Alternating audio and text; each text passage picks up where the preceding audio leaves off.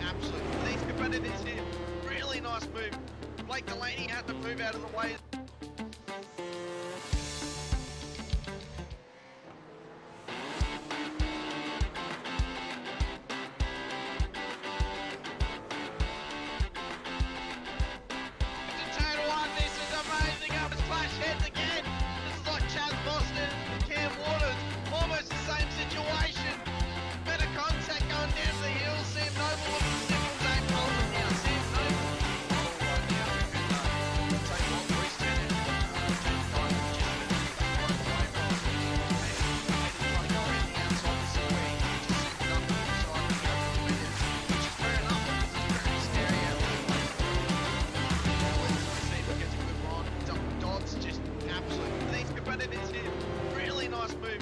Blake Delaney had to move out of the way.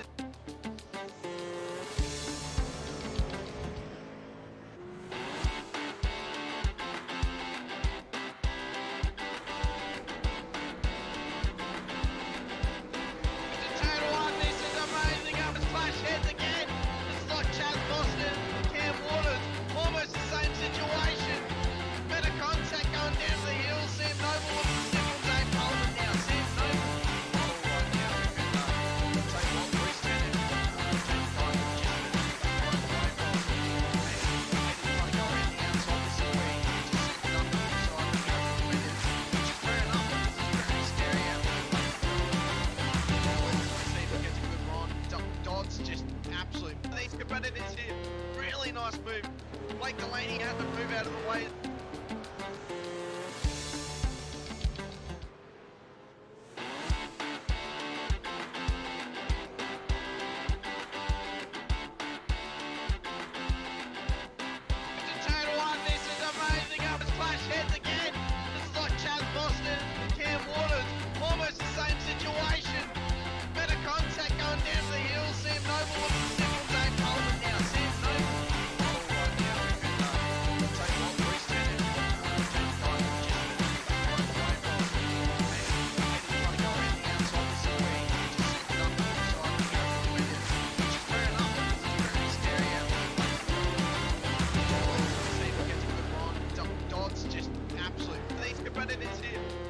Nice move.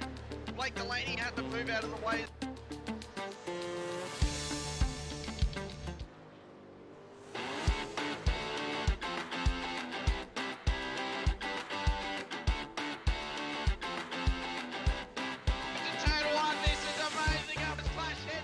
Good evening, ladies and gentlemen, and welcome to Sunday night's broadcast of your V8 Supercars Pro Series, proudly brought to you by Dragon RC. Tonight, we are coming to you live from Phillip Island. I am Nathan ShiBBy Howard, and we have, as always, Mr. Stephen Spinovic Sinkovic with us in the comms box here tonight. Another person that wants a pay cut. I love it. Welcome, viewers. Wait, I hope you're ready us? for an epic fight tonight, because I think it's going to be dramatic all the way through from the start to the finish. We're heading at Phillip Island, so most of you know this track. It's going to be a few treacherous corners. The first corner that turns to the right and the hard hairpin to the left is absolute killer. I spend a lot of time in the kitty litter there. Then you got your second hairpin. I spend a lot of time in that kitty litter there. Actually, I spend more time on the beach than the penguins do at this place. But it's always fun, and it's always a tight track to get around here. As standard, temperature 23 degrees, humidity of 4, partly cloudy, 13-kilometre winds. So the track's going to have heaps of grip, and it's going to be heaps of fun. I'm not sure how many we've got on the grid at the moment, but I'm expecting a full field tonight. And hopefully the boys will be out for the challenge. I know it's not one of Dykey's favourite tracks. Some of the other boys love this place. It really is about getting a rhythm together and getting the movement around the track in and out. As you can see, that main straight here, it's a lot of fun to get down here. So the race is going to be a fight for that first corner, and then the hairpin to the left is going to be a tight one. But the crucial one is going to be the hairpin to the right. I can't remember the names at the moment. because that one there is fairly tight and becomes a lot narrower than the rest of the field as well. So it's going to be very interesting when the boys start coming through there. We are still in practice session by the look of it at the moment, and the boys will be going in there and doing their final tune-ups and checking out what they're going to be doing, how their setups are reacting, and getting ready with their fuel loads and calculations for the track. I haven't had a chance to chat to any of the boys tonight, been on daddy duties, but there should be a pit strategy involved, not just tyre wear and that sort of thing. So we'll see what happens as the boys get through. I can't wait to see the top 10 shootout on this track. I reckon it's going to be spectacular. Very picturesque, as well as very technical course as well.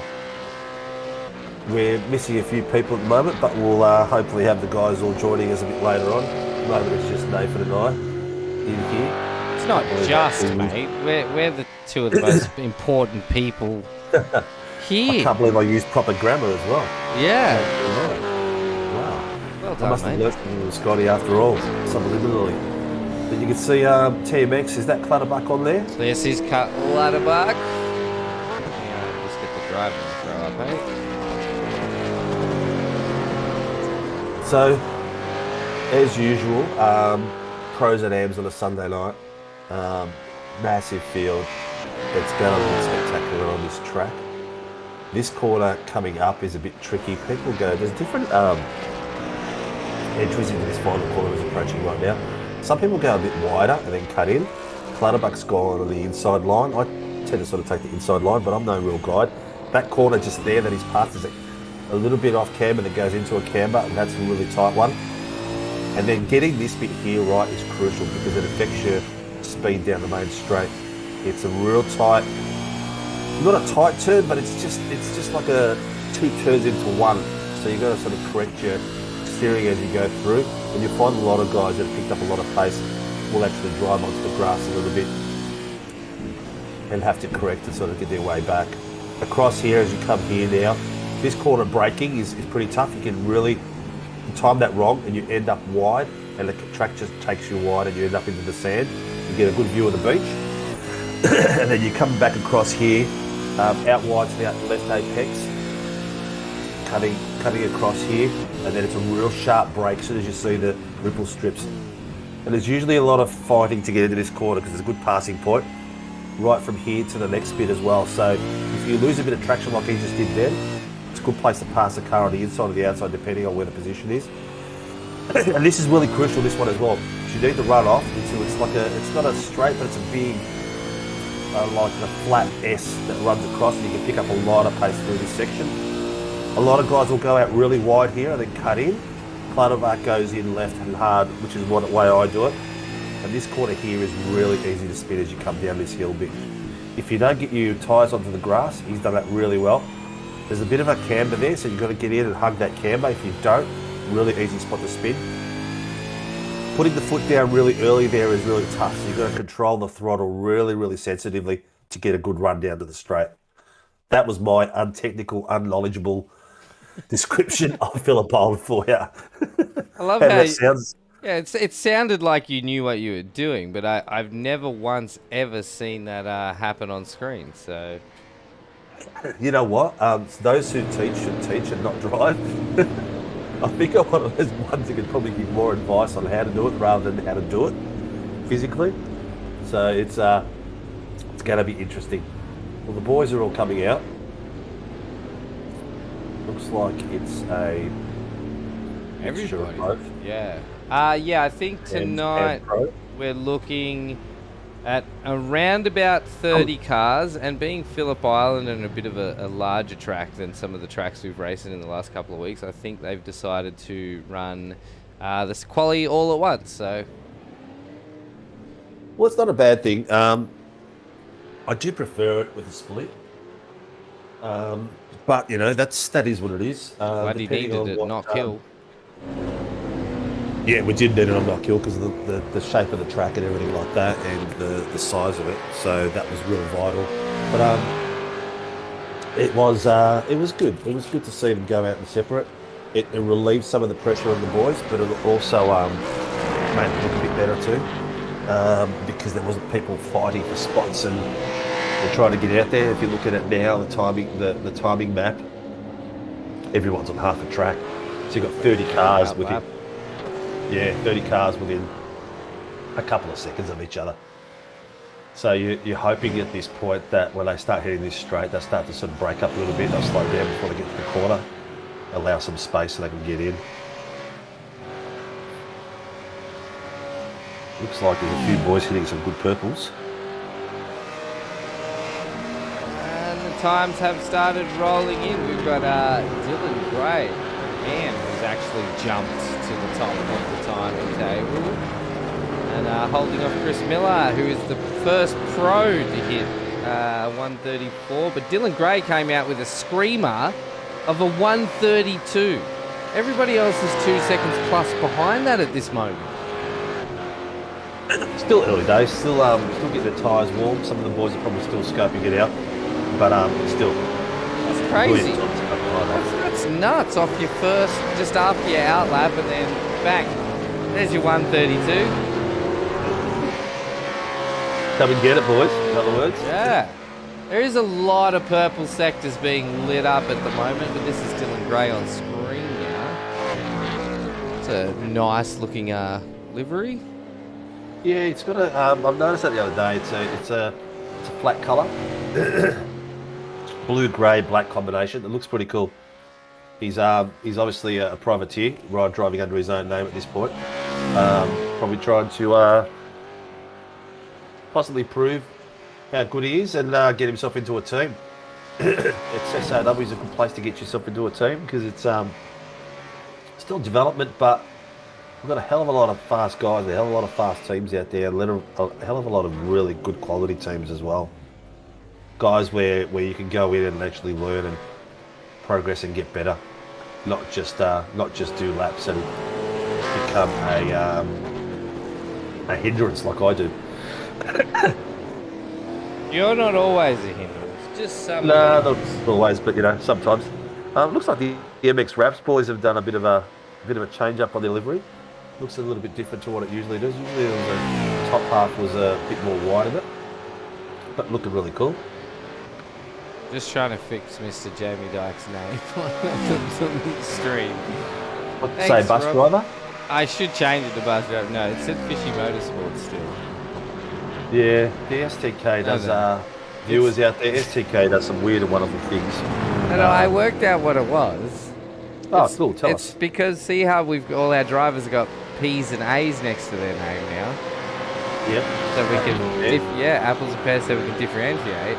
Well, his nickname for that was set to Fishy Motorsports, so that's why it said Fishy Motorsports.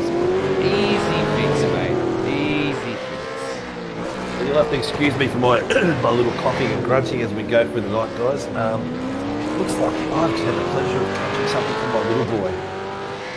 So the pleasures of being a parent. Oh, we love being parents, don't we?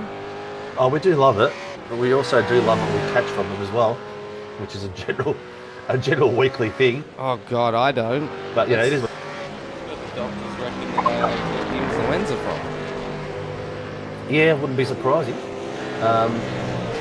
They do love to pass things on to us very subtly. All it is a nice hug after school or after playgroup, and there you go, bang, down you go, Daddy. Have a nap. All right, so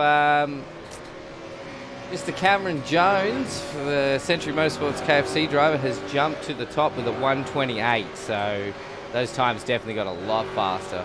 We've got Michael Angus, then another pro driver. Who is Michael Angus? He's a new driver. Michael Angus has been around for a while. He's part of the Fishy Boys.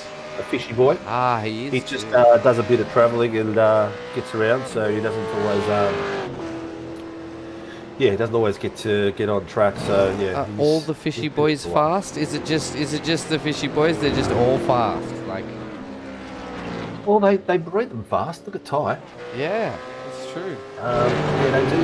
They're all pretty fast. I mean, must be a prerequisite to get to the team. They don't get any slouches. You know, they've got some drivers that are still learning, like Dylan Thomas and that, that are probably second level Scots and stuff like that. So, yeah, look, they're all good. I haven't seen a dud yet. Maybe they should offer me a role. You could be the dud. Well, that's what I'm insinuating. Yeah. All right, so David Nash has actually, so Mr. David Nash in his only Ramsar car, he's the leader of AM at the moment, and he is actually sitting in 10th place. So we could have an AM go through to the top 10 shootout right now. That would be pretty cool, actually. Oh, and he's just been knocked off. He actually just got knocked off by Dylan Gray. So that's knocked him backwards. Connor Nixon has now jumped into overall 11th. And Chris Miller has jumped into 7th, which knocked everybody else down. Connor Nixon with a screamer into 4th place. Nice work. Straight up to the top with a nice purple. So we've got Jones in first place on a 128.28. Jamie Dyke behind him on at a 28.42. Michael Angus on a 40.27. Connor Nixon on a 28.65. Don't know what's going on there. And then a Michael Whiting coming up to 28.65 as well. Same time as Connor. Norris in the 35s. Dylan Gray in the 29s. Matty Stewart in the 29s. Oh, look, that's a Miller. Yeah, Miller in the 39s and Wilkinson sitting in the 29s as well. So I'm not sure what's going on. The time of the tower's playing up just a touch. So Dylan Gray is in 7th. He is actually an AM driver. So he is overall 7th right now. So he jumped up a fair way. And Gerard Sanfuentes, oh, Jerry from the Performance Sim Racing team, has just put himself into overall 10th. Fuentes. Sanfuentes. Yeah, Sanfuentes. Yeah. He's a really lovely bloke. N would be silent, yeah? Cifuentes. I don't know. Look, I'll ask him next time we catch up. Yeah. David Kirby Well, jumps Kirby's into decided 9th. to say hello. Yeah, drop Mr. Jerry off the top 10 there for the shootout. Got Hayden Norris from the right. Sim Racing Boys. Nice. Who else have we got? We've got Jake Jackson. Always does extremely well in the AMs. He is one of these drivers I think we need to watch over the next couple of series. I feel like a lot of, well, maybe not a lot, but there's going to be some surprise of AM moving into pros. There will be. Next season there'll be a shuffle up. We're going to do a little bit more testing pre-season to sort of get it up to where we want it and make sure that everyone is in the right position. With the demands of getting into our Pro-Am League, it's crucial. Well, that's something to pop in. A sneaky little team owner / RC. Mr. Yes, how you doing, boys? How are you, mate? Yeah, I saw you were short-handed here, so I thought I'd jump down and get some excitement going through the combox here during this qualifying session. We've got excitement, mate. Apart from Steve. Qualifying sessions are still pre-qualifying for us, so we don't really get excited at this point until it gets to the last sort of 10 minutes. But yeah, we're working our way up to it, mate. We're sort of like, you know, straddling along, getting the excitement builds up, and then we pop like a balloon.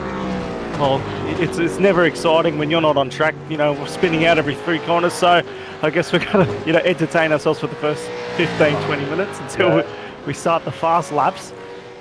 The, you know, what would it be a night without picking out on Mr. Sinkovic? Wouldn't be a normal night in SOW, that's for sure. No, definitely wouldn't be. I should change my title to Comedy Relief. Oh, as we see one of the 1-9 boys who's go off into turn 2 there.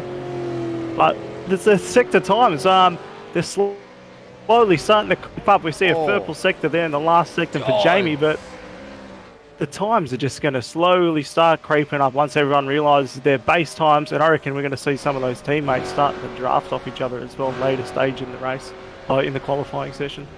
Well, looking at The Harry. cards.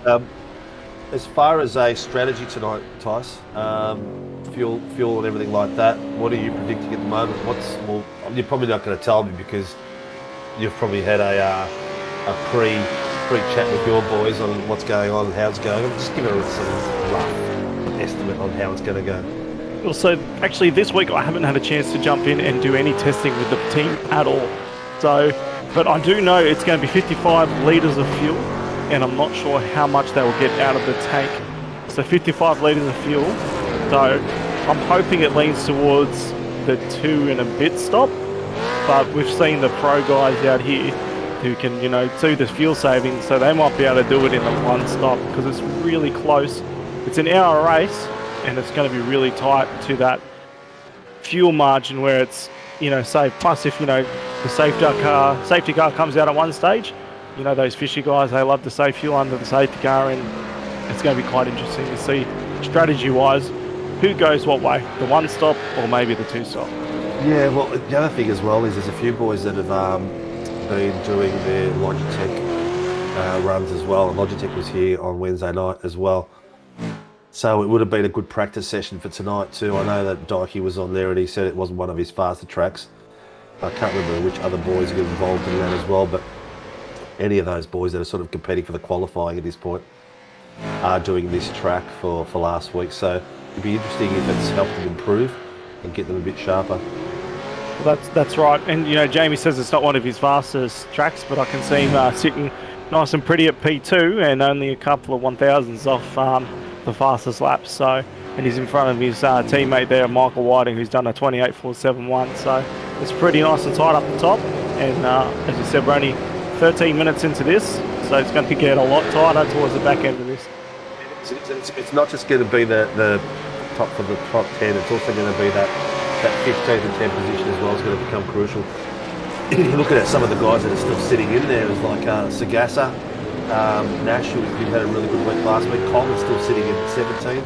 So there's still a few boys that are, you know, warming ties up, getting the feeling for it. Miller managed to do it right on the cusp of 10th. Now he had a pretty average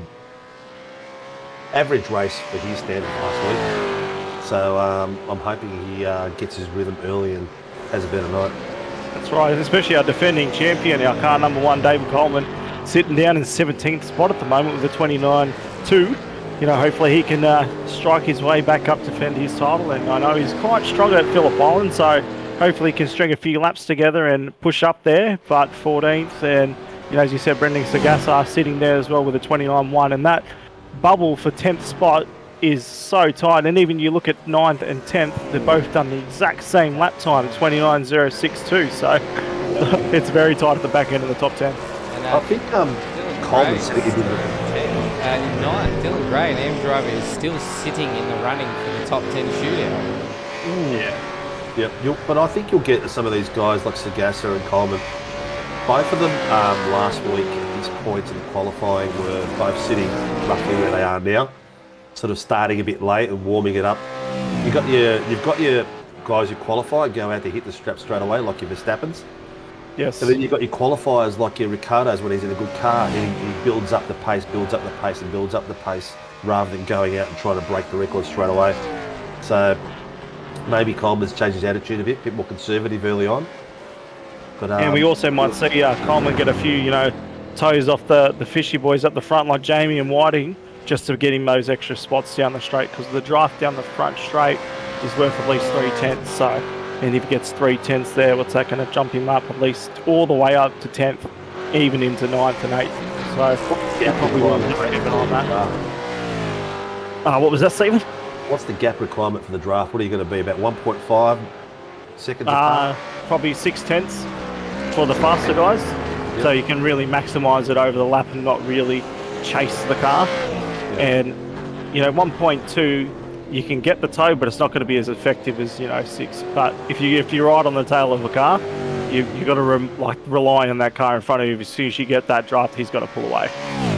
There's that good old Mr. Cifuentes with the good Toyo Sim logo on the bonnet, who's one of our stream sponsors for tonight, and thank them for being on board and supporting us if they've come across.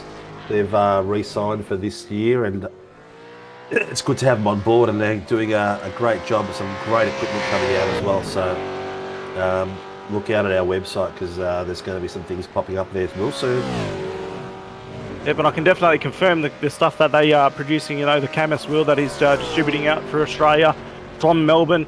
You know, I've got that wheel myself, and he's always in contact. He's a very great seller, and, you know, he's always happy to help you out. Like, I had a problem with my wheel the other day, and he was straight on it, got me fixed or sorted, and it only took less than a day to have that problem that I had issued, solved, done. And it was pretty good. The communication for them is awesome, and also, he always has. We had their pedals and their wheel and base at the Motor Classic show. Used it for 2 days, and I kid you not, there was someone on there all day. So this thing was going for about 10 hours.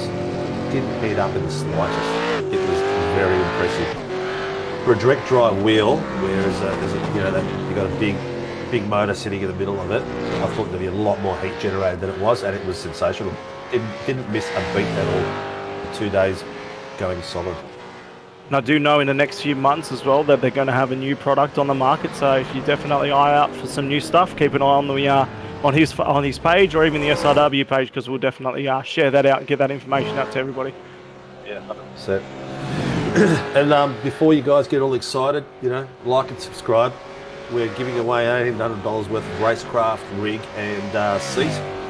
So please get on there, and you know, we've got over 800 Facebook friends, and pass it on to your friends. Get it on there. We want to get to 1,000 before the season's out, to hit a major milestone. 590 as we sit on YouTube right now, guys. So huge shout out to everybody who joins us every week for all the broadcasts you enjoy, because it's you guys that are helping us grow. So absolute huge shout out to all our viewers for every broadcast tuning in. So thank you so much. That's jumped up in the last few weeks considerably. Like, we were sitting at 550 beginning of this season, so that was pretty good. Well done out there, and thank you for the support.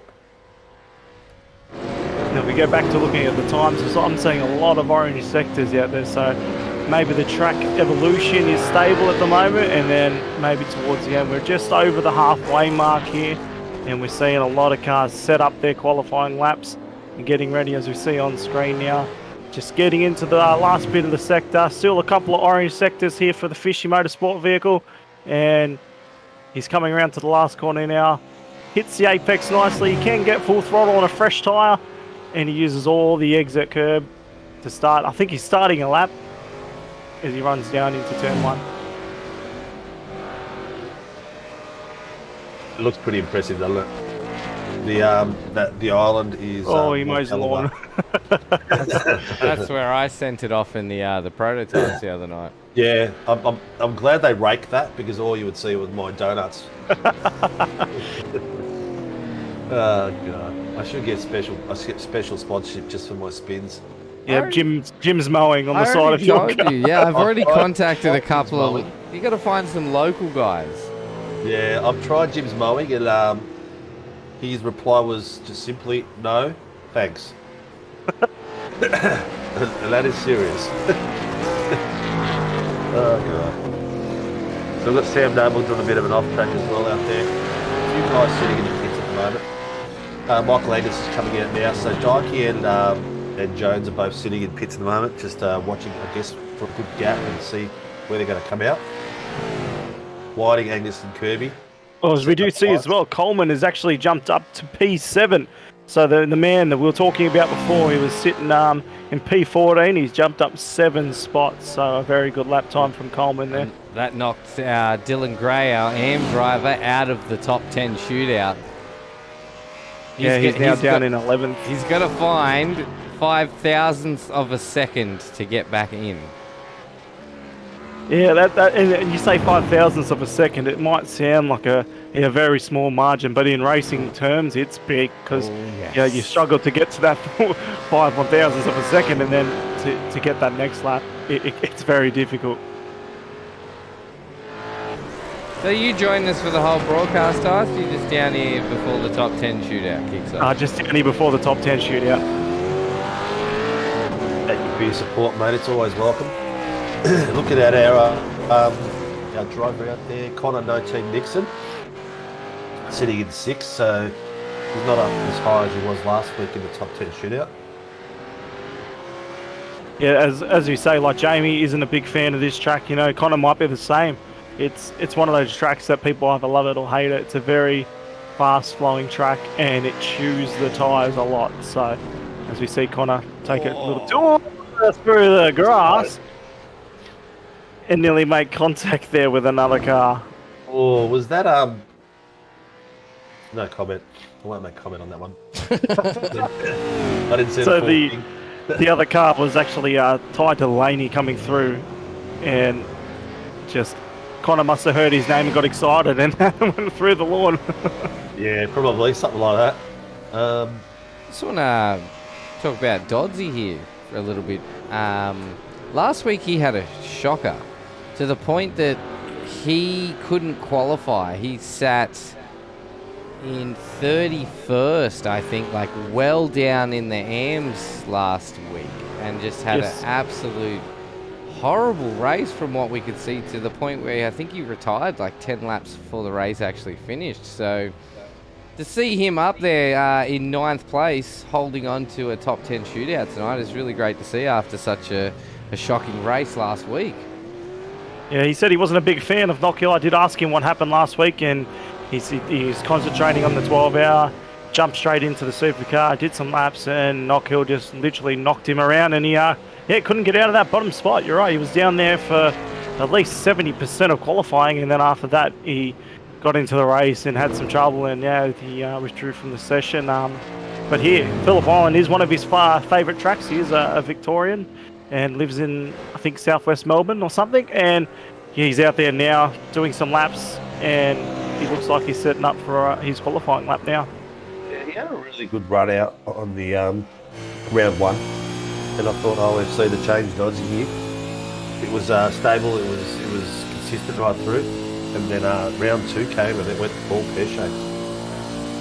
But lucky for these guys as well. They do get an option, or an optional drop round. So, you know, if he doesn't have a good result through the season, he can just use that round, Knockhill round 2, for his drop round.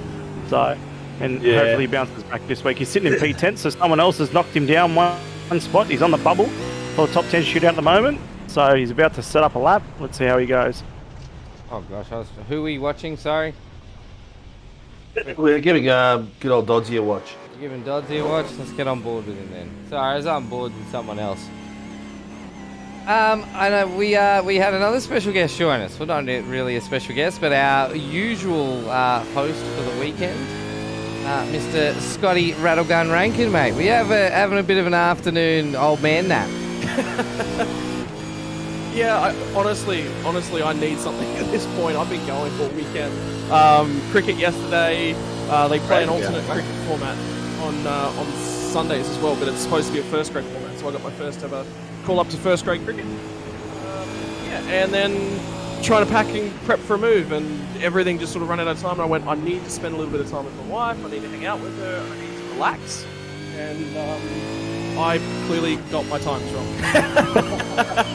You're working off Kiwi time.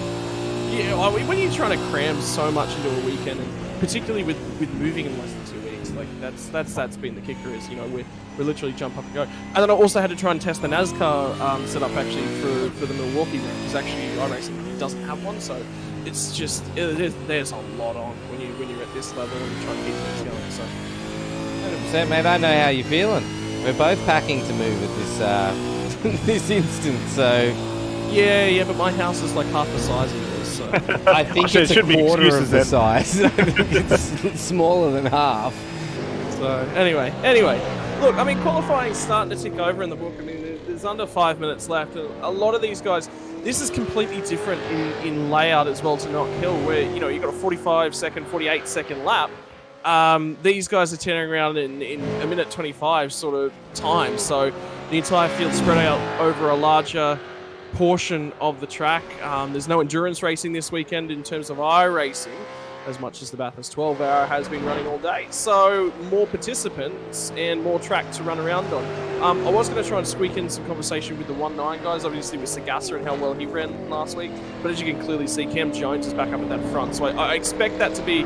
I really expect Knock Hill to be an isolated incident. There's definitely guys that showed the pace and potential that they can put out there at Knock Hill. But I really do expect it to be the odd one out in terms of racing. You're not going to see the same sort of differential that you would normally see. So I think we've seen probably the best of the 1.9 drivers. They may have a flash in the pen result again. You know the quality that those guys have got, but sort of a little bit of return to serve, back to business as usual. Whoa! Sam Noble right out on the grass at turn 1. Yeah, he actually just finally must have got himself into a good groove, because he's just set himself that 128.75 and moved himself up into 7th place and into the top 10 shootout, which has knocked Aiden Norris out of it. So we've had a lot of movement around in the top 10 tonight. Yep, and 981 is still on the bubble there. His last lap wasn't the best, but he's going out again. His teammate was in front of him all the way down the front straight to give him the tow, and he looked like he went a little bit deep, but he's on a prep lap again. But I must say, the 1.9 car on pole position at the moment is basically equal to his lap time from practice, which was a 28.232. So it's looking quite good for the front boys. But since Scotty's here, we've got 3 minutes to go. I've got to get ready for my top 10 shootout, and I'll leave you guys with it, guys, and enjoy the call and enjoy the action. Thanks, guys. Just a huge shout out to our race control, of course. We have live race control in all our leagues, so to make it a good, fair, fun racing tonight, we have Daniel Fritz, Greg Barber, and Tyson McAvoy, and that's who we were just talking to. So huge shout out to our race control team. Mentioning the times, if you guys can see them clearly on your screen, if you look from 1st to 9th, or even 10th, let's just take the top 10. They are all less than 1 second apart. Like, that is not much time. These guys are all very, very, and even down into the AMs, we've got about 1.5 seconds between first place and, 23rd, 24th. So I think this is actually going to be an extremely exciting race tonight, and it looks like we're going to get some AMs mixing it up with the pros again. I mean, yeah, that's just going to be about it. And I think Nashi's been moved up into the pro class, and I think after the last couple of weeks, we all sort of sat back and went, yeah, look, that's probably right. Dave Nash that is something in the background that you've got to look at. Obviously, timing's not reflecting that at the moment, but that was a small adjustment. I think that was the only adjustment that's happened this season. Last season we had a couple, but Nashi this time out is the only adjustment moving up. Oh, he has actually been moved up. He has been moved up, yeah. The decision was made by Brad Wall midweek to move up. That was the only adjustment. He's still in the AMs. That's something that I've missed. Quick, Shibby, quick, got time, quick, chase it. Oh, I can do it. I do have time. I can do it on the fly. I'm good at this, mate. You should know Definitely that. do it on the fly. Wait. Did you say you were good at behind this? us for a change. No, I wasn't giving myself a big head at all. No, I said you're always ahead of us. It's good to see you behind us for a change. Oh, yeah. All right. So anyway, that is gonna wrap us up. Anyone who started a flying lap now will be allowed to finish it, but the session has come to a close. So 17th is Gerard Sanfuentes, is on his run through the final corner. Right now onto the pit straight. He will be the first driver to cross the start-finish line after the checkered flag. And then you've got these guys who are halfway through a lap as well. You've got Nash, Coleman, and Miller. Sagasa. Yeah, is it Chris Miller? Yeah, they're calling him Funky. We've got a few guys. Whoa, what a drift! We got Daniel Norris in there. Coleman's well out of shape in the middle of the lap as well. So he's just aborted that one and let Clutterbuck through.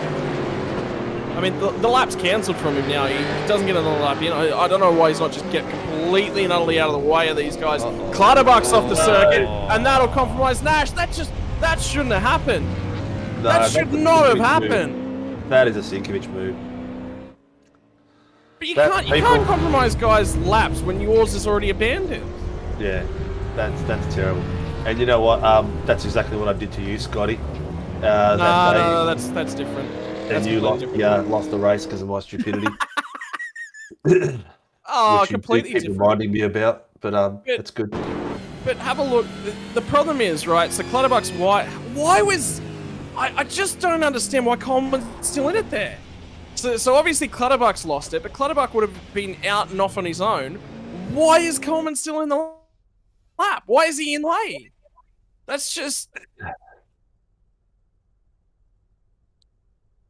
It is what it is. Yeah, maybe thought end of qualifying, laps weren't counting. Who knows, mate? Who knows? But well, I mean, definitely wasn't the great way to end quality there. Just pushed it on. It's just been pushed on to race control to have a look at. Now, Coleman's prior or previous laps are inside the 10. So this does actually influence the top 10 shootout. So before we even move over to the next server, that, ladies and gentlemen, on your screen is that the was practice results.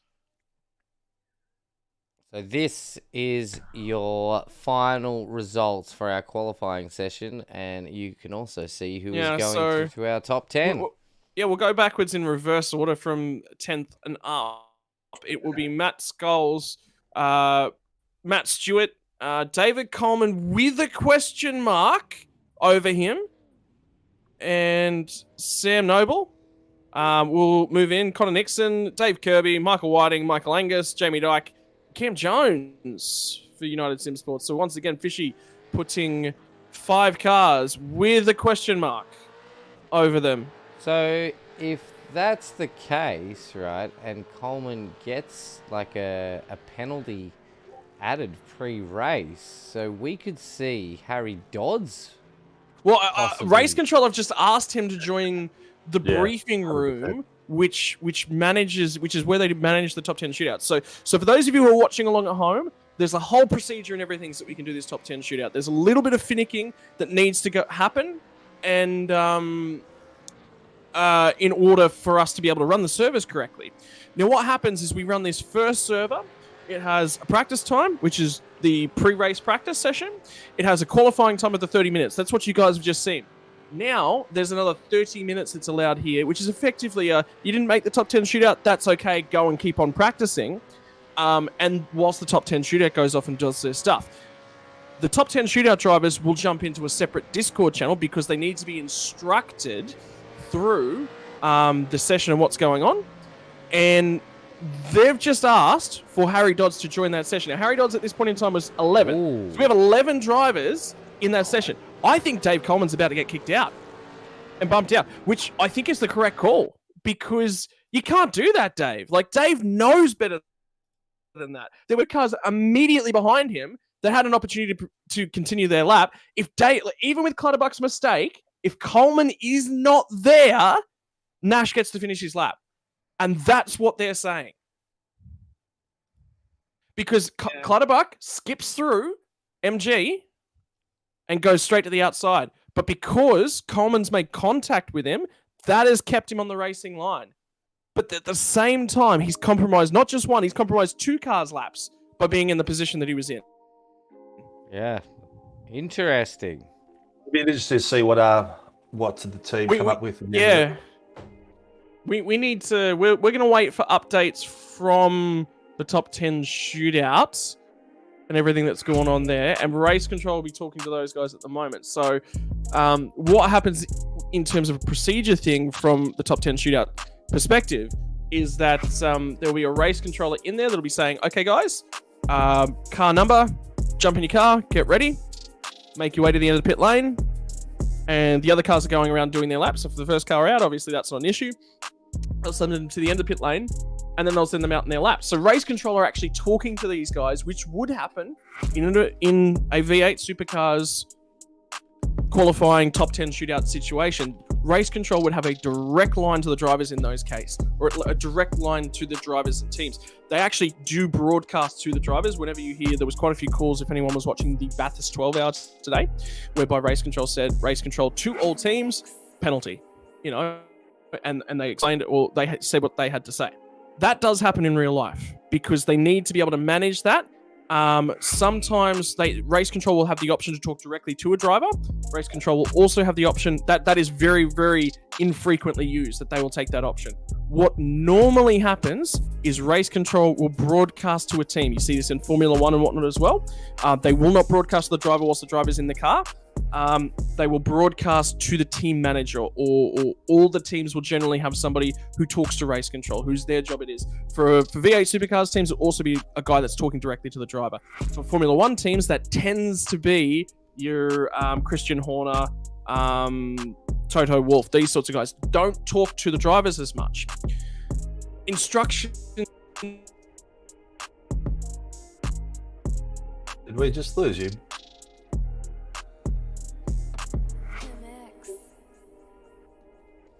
I think we just lost Scotty, or was it me? His internet's having a nana nap. He'll be back. He'll be back. Yeah, there he is. Hang on. I heard a splutter. Yeah, you're back, mate. And speaking of back, we have loaded into our top 10 session now, and the guys are getting their briefing. So effectively, right, so where were we? We're talking about who manages drivers and controls these sorts of things. Race control would have a direct line to the drivers in a top 10 shootout situation. It would be move to the end of pit lane, fire the car, and move to the end of pit lane, please. They would wait, generally with Bathurst. I was actually watching exactly what was going on in a couple of different events for Bathurst and top 10 shootouts in a non-time session whereby it's just a V8 Supercar style top 10 shootout. They ask the car to move to the end of pit lane. The car on its lap will come around, do their lap. The instant that they clear camera shot, which at Bathurst is looking back from Griffin's Bend, the instant that shot is passed, or that point is passed, for the car doing their top 10 shootout lap, they'll release the car. That's because they don't want the car leaving the pit lane in the back of the camera shot. It doesn't look quite as professional. But that's what they would do. So they're giving them timing updates of where they need to be. And the other thing is that allows the car that's on their fire up lap, which will then become on their cool down lap, immediately afterwards, enough time to get around and get clear and get in. So at any one time, you'll have up to 3 cars in a real life session, a top 10 shootout session on the track. And race control need to be able to talk to all of those drivers. We simulate that here as well. Hope that gives some insight to Steven Sinkovic, who's never been in the top 10. Thank you for that little bit extra salt in that wound that I had. Oh, God. You'll make one day. We'll get you there.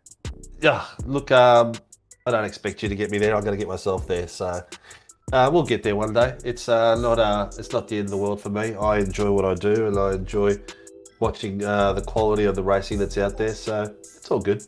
But see, this policy and procedure stuff, like you guys will go, that's boring. Races are won and lost on that. Have a look at the 888 Mercedes today, who took a tool into the pit lane and got a drive-through penalty for attempting to make adjustments in the pit lane with a hand tool. You have to take the GT3 cars back inside the garage to do that. All right. And teams are constantly making that assessment. Ladies and gentlemen, we have Matty Scholes lining up.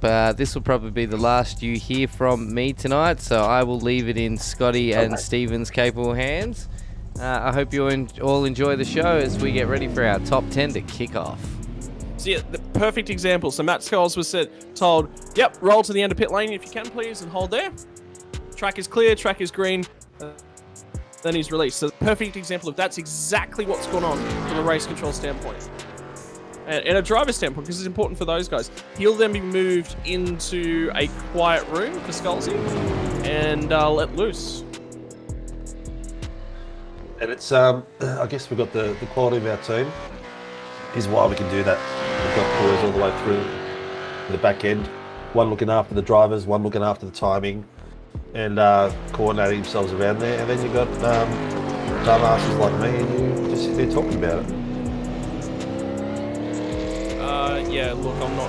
Well, no, here's the thing. I thoroughly love talking about these sorts of policy and procedures because it's really, really important to get the nitty-gritty done and ensure that this stuff was done correctly. And there was a lot of pain in trying to get this stuff correctly. And we went, oh, this maybe isn't perfectly right. Oh, this maybe isn't perfectly right. And I just sort of worked it around and find the really little things and nail them down. And the top 10 shootout procedure is actually one of the easy ones to do because it's really simple what you've got to try and do, but at the same time, it's get it right, and that's quite difficult. Anyway, guy that's about to have to get it right is Matty Skulls. It'll be interesting to see whether or not he tries to really back this lap up and get a huge launch down onto the start-finish straight, trying to get that throttle nice and early. So remember, you've only got one lap to do, ladies and gentlemen, so the lap time of this lap to the grid does not matter, does not count, it's not important whatsoever.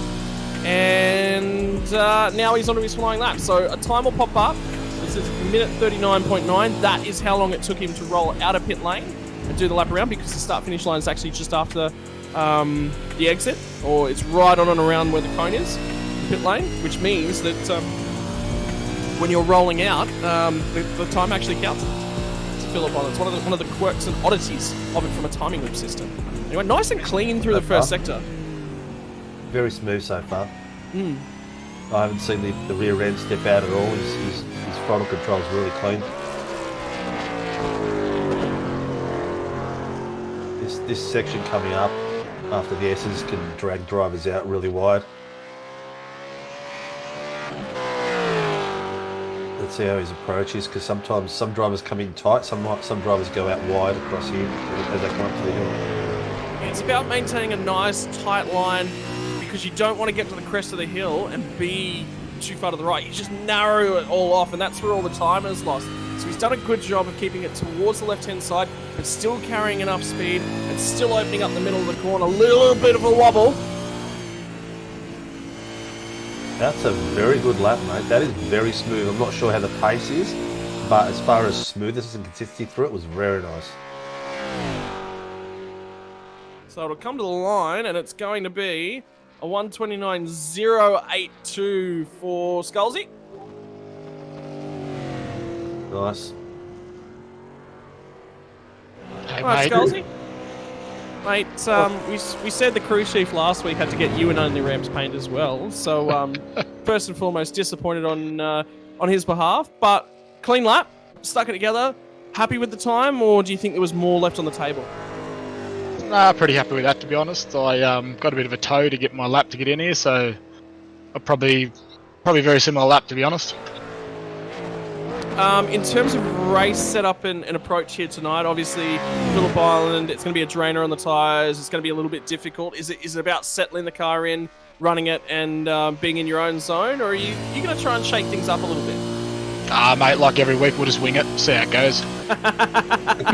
You know our style. Doesn't change from NASCAR to these. More importantly, I will see you in my rearview mirror tomorrow night at Iowa. Look forward to it. All right, see you then, mate. Thanks, guys. It is Matty Stewart out of his lap. Finished in 9th position, so off he goes. And he's got a purple sector, which is really good to hit at 29 something. And it looks like we definitely did lose Dave Coleman by the look of it. No, we haven't lost Coleman. We haven't. Okay. Coleman is actually next. So I'm just getting confirmation from race control. So Stewart was the next driver to go out, no matter what. But Coleman has kept his position in the shootout. So Good. Obviously being cleared by RC, which is good. Matty Stewart's got himself a green sector in the second sector, so he's up about 7/10 at the moment. I mean, look, he's got a purple sector in the first sector as well from Matt Stewart. The run through 11, through 12, and to the line. What's he got in store for the timing tables? It is going to be a 29.051 P2. No, he goes to P1, but he only goes to P1 by 300ths of a second. Nothing in it, but Nice. Matt Stewart. No, and that's good because it was a lot smoother. How'd that feel, Matty? Yeah, pretty happy with that. It was a bit squirrely there into the hairpin, but Yeah, it's as good as I can get it, so I'm pretty happy with that. Cool. How are you? How was your preparation for this week?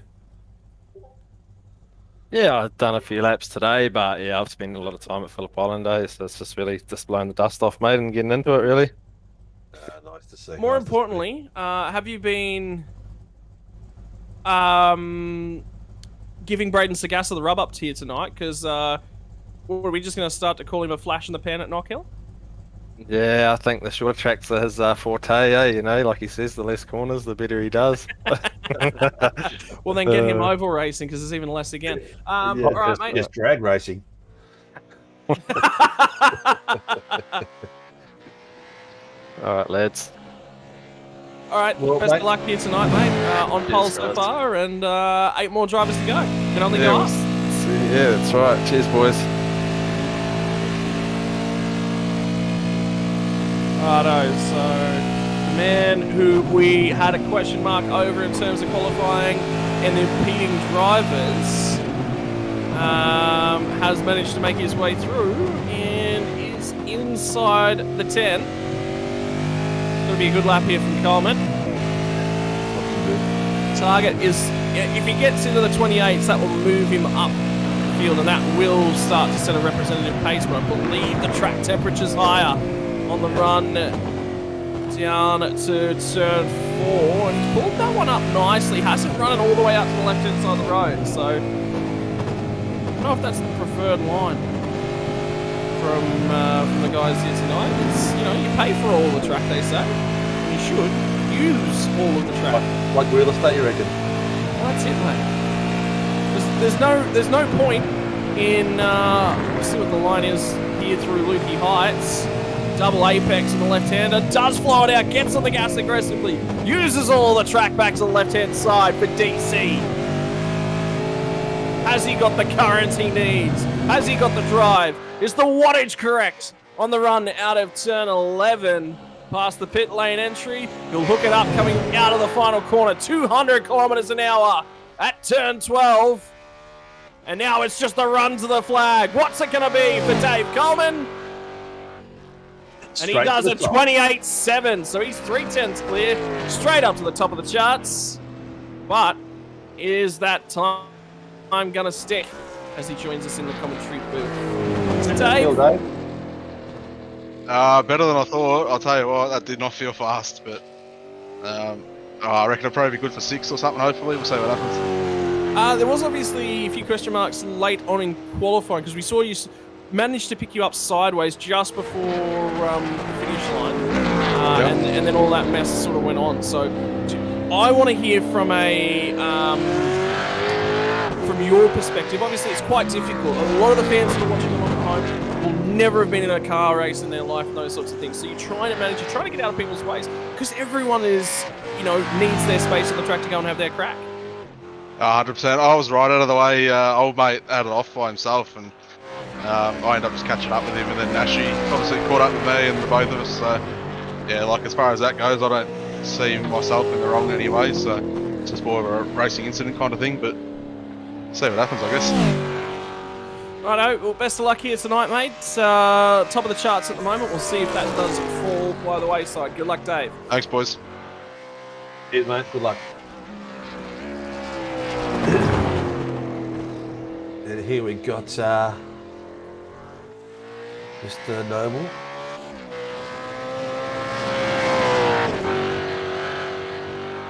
Sometimes I just love watching these things go around and just being quiet. I know we're paid to be commentators and hosts, but I'll tell you what, just watching and listening to these engines as they burn through the field is spectacular. Have a look at the line and differential centre. We did use all the track off the run at turn 4 down through Siberia. No, because it looks down over the coast and it feels a little bit like the breezy conditions you would get on the southern coast of Siberia. I can confirm that they are breezy. I've been all the way up the beach there. Yeah, mate, you high five a penguin whilst you're down there? Mate, I spent half my racing high-fiving penguins. So what you're saying is you've been on the beach down there whilst rolling off a cliff, is what I heard. Yeah. I pretty much spent more time there than on the track. Righto, so here it comes. Here it comes. from Sam Noble. The run all the way to the flag. It's green in all sectors, which just says he's improved so far. What's it going to be? That gets to a 30.0 as well. So for Noble, he's actually gone to 29.117, and it's only going to be P4 at the moment, which is worse than a lot. So Sam, talk us through the lap. That wasn't necessarily the quickest or best lap out there at this point in time, but you're in the 10, so can't get any worse than 10. It was a bit of a timid lap, but anyway, it's the best I could do, so go take it and move on. Talk us through strategy here tonight. Obviously, Phillip Island's quite hard on tyres, quite long, quite flowing corners. It's all about just looking after things. Difficult from a supercar driving perspective because they just do not want to turn in through these long and flowing corners. Yeah, it's one of those tracks, if you push too hard, you hit your tyres and it gets pretty loose, so you just got to be super cautious, look after the tyres and bite your time, and hopefully it pans out at the end. All right, mate. Well, best of luck here tonight, and we'll see you on the other side. Well, thanks, boys. Have a good night. Good luck, mate. Yes, see you soon. Thanks, mate. If you have a look at second, third, and fourth, we're talking only 3 100ths. Yeah. By the second. It's ridiculous how close it is at the moment. Yeah, it's 3 100ths from second. From Stewart to Skulls in P2 to P3, and then another 3 from Skulls to Noble is what he's referring to there, ladies and gentlemen. Nixon on the run through.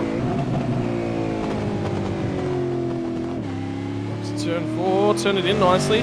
Early shift up, really looking to try and get back to the gas. So aggressively trying to pick that throttle up. And the brake lights, I'll watch them just then flicker all the way through, which says he's right there and he's using minimum brake pressure. The pads were just barely in contact with the discs.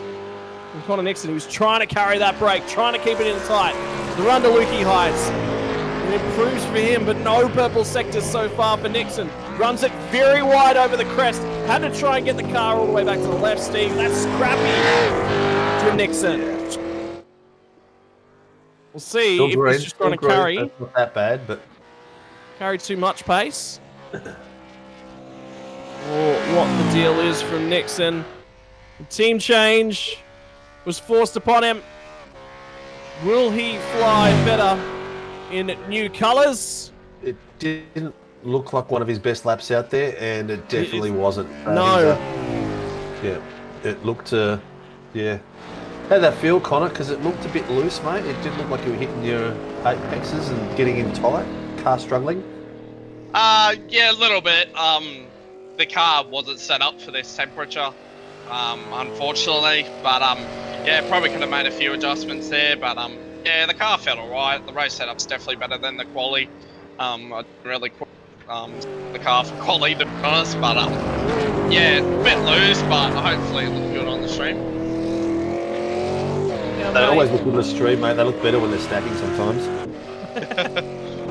Steve's talking from experience there. Don't worry about that. Alright, mate. Well, best of luck here tonight. It looks like that's probably going to be 10th on the grid, the way things are looking, because the time should only improve from here, man. So head down, eyes forward, and we'll see what comes your way. That's it, brother. Thanks, Scotty. Thanks, Steve. See you the other Good, side, mate. mate. Good luck. Thank you. Now we'll move on to the driver at the 307, who, up until Thursday night, Steve, was sitting P2 in the V8 Veterans League. Did not have a great Bathurst round for Dave Kirby. Was not there in terms of pace and had some late race incidents really not going his way all night long. So we'll be seeing if he's able to put some form back in. Now, Steve, I reckon V8 Vets might be more up your alley. Do you know they actually have you have to prove that you're over 40 before they're allowed into the league? I'm not old enough. Mate, I don't have time for that. I'm sorry. I'm not even going to jump on that hook either. I've dedicated SRW whether I'm shit or not. I'll be out there making sure there's numbers and making sure that the boys are entertained. But Mr. Kirby has actually hit that pretty tight. He's got a full green section. We know that we don't have to have 4 purples to be the top spot. No. 3 greens has hit top spots before as well. Just the consistency across the whole lap rather than just one section. he looks pretty tight across there. Yeah, very tight, very much to the left-hand side. So making the adjustments that Nixon was not able to. Long way up and over the curb. He used all of the track back on the right-hand side there. And now the run down to the final corner. Out of 11, out of 12, tries to tip it in. Dave Kirby, what's he got? He's slow there. He was very, very slow. Coleman kept it above 200 kilometers an hour coming out of the final corner, but the runoff of the final corner was good. From Kirby, what's the lap time? Kirby goes to P2 with a 28.964, and all of a sudden, Coleman's time starts to look good. Good evening, Mr. Dave Kirby. Second driver, 28s, mate. Well done. Thank you, boys. How are we? Oh, yeah, not too bad, mates. Mate, it can't be all that flash from working with Scotty, can it? Well, this is true. Mate, you're not even prepping for a move across country with me. Have a feel for how bad my wife feels. Look, in terms of things, obviously a little bit of a run of form, starting to show some pace and some consistency. I feel like the consistency here might be your biggest threat. So obviously, your pace was there. It was good enough to move up the grid. But the fishy boys, they hunt in packs. Setup seems to be good for you guys again tonight. It feels good. It's a bit hard around Phillip Island because currently my dash is broken with estimated time, so it's not really giving me a true readout of where I'm at. So it's sort of just winging it and just going flat chat from for each lap. But no, look, we're all looking forward to it. Obviously, a few of the boys did Pro Series last week around here, so they're well prepped. So yeah, look, hopefully we can put on a good show for everybody and put the Fishy Motorsports cars up towards the front. Most importantly, what's the biggest diss that you've ever given the team boss as he starts his lap? What was the biggest excuse? A biggest diss. Have you got anything juicy that you want to give us on the team boss? Oh no, well, you know, we all know that he likes to not select the right car, blow engines, and use his booter occasionally, so it's all good. Nah, it's all good. I'm sure you'll have fun fighting a new team, mate. Good luck. Well, actually, Michael's actually come out with a purple sector, so he's rebuffed everyone. So he's listening in. I'll fired him up, so hopefully he finishes that quite nicely. All right, good luck, Dave. We'll see you at the Give his team SRW next season, mate. Well done. Michael's done a nice purple sector, so he's been nice and been consistent through here. Looks like the handle and grip is really good at the moment. 2 in a row. So the times start to come up for Michael Whiting. Missed the second. Oh, he kissed the curb nicely. All the way back to the middle of the road, though. This is where he'll lose time. Carried nice speed through Lukey Heights, but it's going to be the run off the exit of Lukey Heights that's going to be slow. This looks good. The lap's starting to come together for Whiting. 2 purple sectors. 1 more corner to go. Just about as good as Coleman through the final turn. What's it going to be at the line? It's purple 1, it's purple 2. Wow. When you set the fastest sector in all 3, you're guaranteed to move to the top of the charts by 0.3 of a second too. Dominating so far in qualifying for Mr. Michael Whiting. And he joins us here now. Kirby wants me to tell you that apparently you're more fired up when we get the driver preceding you to say bad things about you, Mr. Michael Whiting. You've met all the fishy boys, or pretty much all of them anyway, so you know what they're like. Yeah, but do you find it easier to go faster when you know that the one that's in here before you is talking bad things about you? Nah, not at all.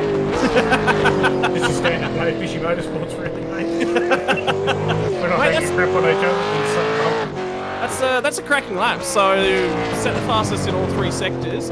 Is there a section of this track that's probably going to come unstuck a little bit for you guys tonight? Because obviously Phillip Island's one of those tracks where you just cannot be the quickest everywhere. You sort of got to pick a corner where you're going, this is my section of the track. Everywhere else I'm going to be just a little bit below. Yeah, made a little mistake at Exeter Honda. Got a little bit of movement, so it probably cost me maybe half a tenth or so. But pretty confident of this track. We've done heaps of laps last couple of weeks around here, so no, it's actually one of my favourite tracks, so I think we'll be right tonight. Most of the boys will be quick here. And keeping with the tradition that we've just started, what's your least favourite thing about Michael Angus? Well, generally when he's underdone, really. Good luck tonight, Michael. Let's see all the practice from the Logitech series is helping. Right, boys. See you soon. Mate, I'm keeping that. That tradition's going to stay. What's the worst possible thing you can say about the next driver that's up? They're going to have to come in here, prepped and ready every single week. Run through the southern loop, though, from Michael Angus looked quite good. Not purple in the first sector, but there and thereabouts down at turn number 1. What's he got? For turn 4, and he's drifted that car the whole way through the corner. There was no apex to be found for Michael Angus, and now I think he's got to not necessarily chase the car through the entirety of this lap. If he keeps chasing it, he's going to go further backwards. Yeah, it's like Coleman said, the car didn't feel like it was fast, but it was smooth. And that's generally when you've done yourself a really good lap. This looks very overdriven a little bit. At least in the middle of the lap. The slow corners, another slow corner coming up for Michael Angus. Can he redeem himself? The run! He gets back into the curb on the left-hand side. There's 2 ways around turn number 11 here at Phillip Island. There's an early apex and you'll drift wide. You won't carry speed. There's also a late apex and you pick up and carry speed in cars. You can keep it flat to the floor. What's the run like off of the final corner? Looks like he's carrying a little bit more speed there for Mr. Michael Angus. What's it going to be? Third in the pre-qualifying session. Michael Angus will only be good enough for 6th at the moment, with a worse starting position of 8th, and well, a best of 6th. It is not a good lap, Michael. We caught the moment there at Honda. That was scrappy in the first sector, and it just never went back to you. Yeah, unfortunately, just got in a little bit too hot, and as soon as you lock the rears up there, it's pretty hard to cool the rears back down. So that's all right. We're still somewhere in there, and we'll give it a crack in the race. Mate, there's quite a few drivers that we've seen making mistakes in the last couple of top 10 shootouts, so it's honestly not few and far between. Is this now something that you do actually have to mentally prepare for? Are you putting the practice laps in just shootout mode, where that's all you go out and do, or is it something you just shrug off and go, yeah, look, I'll get there when I get there? I think you sort of do enough laps in practice and then the quali session that when you need to lay one down, you should be able to do it. As I said, it's just small mistakes because you're trying to find that extra 10th or 2, and that's the difference between 1st and 6th, So the boys are doing a good job out there. The times are quick, and you just got to push a little bit harder if you want to beat them. And finally, what is the worst possible thing you can say about Jamie Dye? Nothing. I love Jamie Dye. Come on, we know you're better than that. No, we've been up tonight. We reckon he's got his cranky pants on tonight, so just drop that in the stream. That old cranky Dykey's. Yeah, but the problem with Dyke is, as soon as you wind him up, you'll go quicker and quicker. So it's a dangerous game to play. We did that with Dave Kirby, and we said, what's the worst possible thing you can say about your team boss, Michael Whiting? And then all of a sudden he goes purple, purple, purple. So apparently it's a risky game to play. Good luck tonight, mate. Thanks, boys. Dykey set himself a green. He did 29 in the first sector.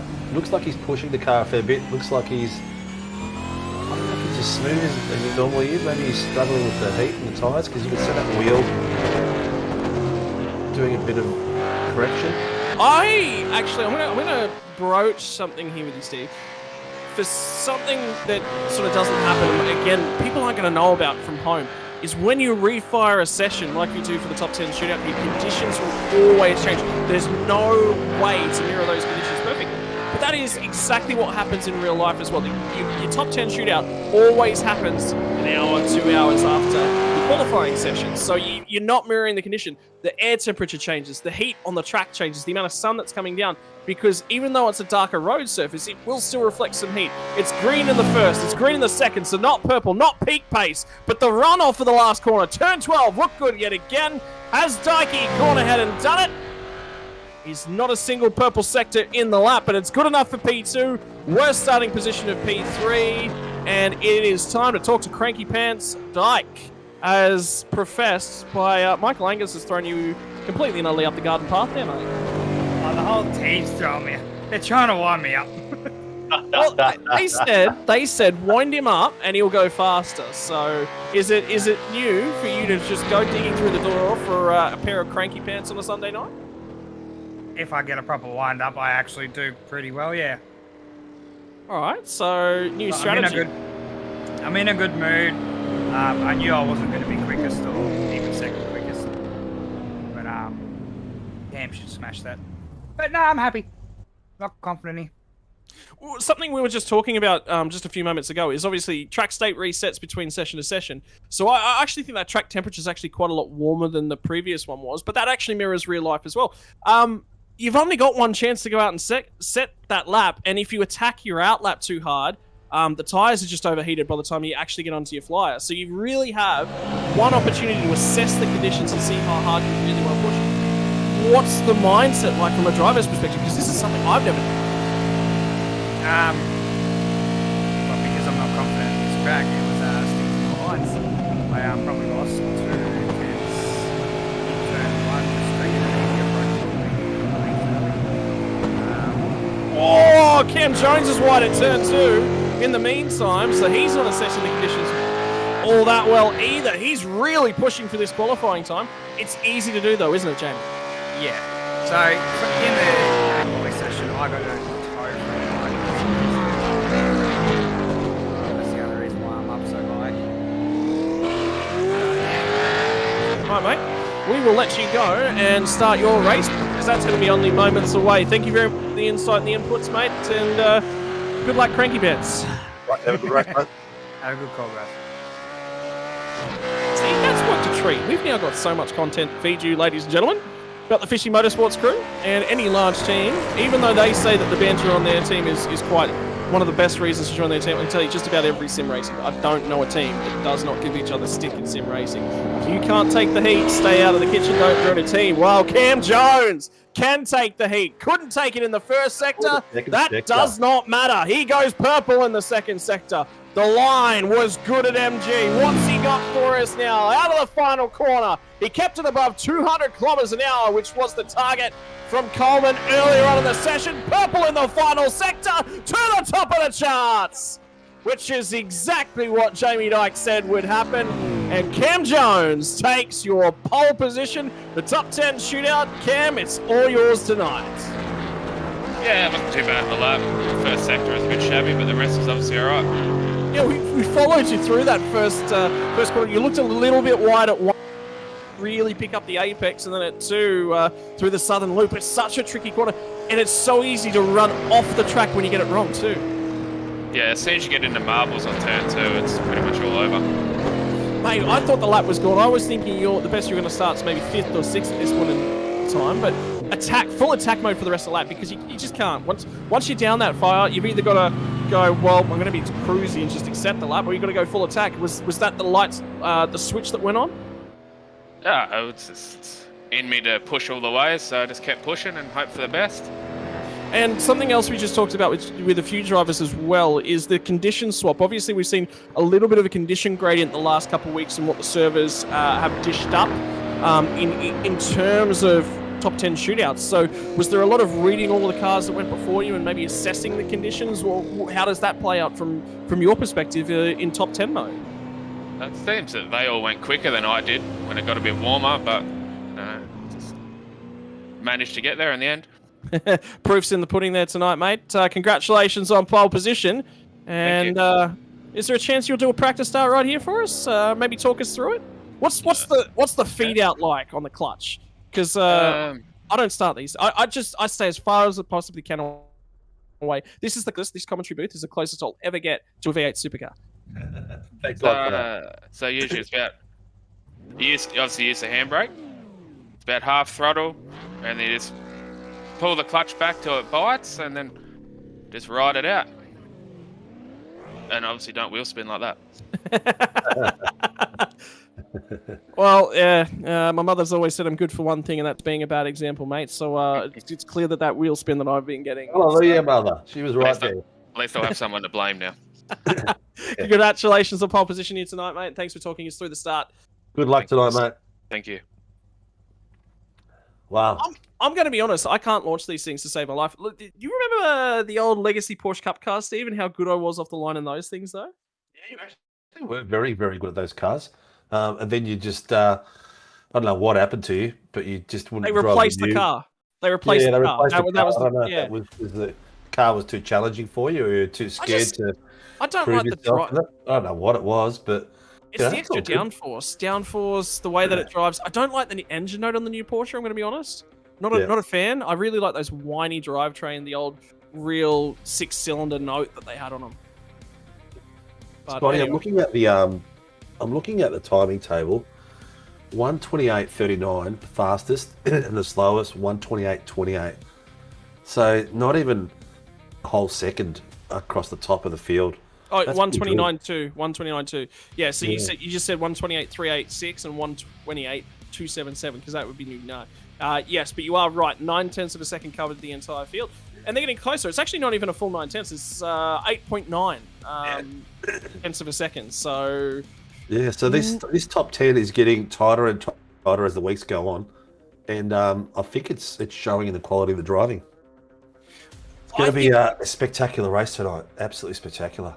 I'm starting to think that the drivers are settling themselves into these top 10 shootouts. For a lot of these drivers, this is now their third, their fourth, their fifth top 10 shootout. Or for the drivers that are returning over multiple seasons, they did it all completely last season as well. So the nerves are disappearing. This is just starting to become business as usual at this end of the night. So it's becoming more settled. The pace is coming up, but the consistency is coming up as well. We've had all 10 entrants in the top 10 finish it. Yeah, true. That's true. Yeah, we've had... But then again, Phillip Island's not one of those tracks where you infringe upon a track limits penalty either. So that's not at all. Yeah. Yeah. And, go. No. I was waiting for you. Oh, sorry. And I was going to say it's maybe because of the Phillip Island the way it is, it can bite you.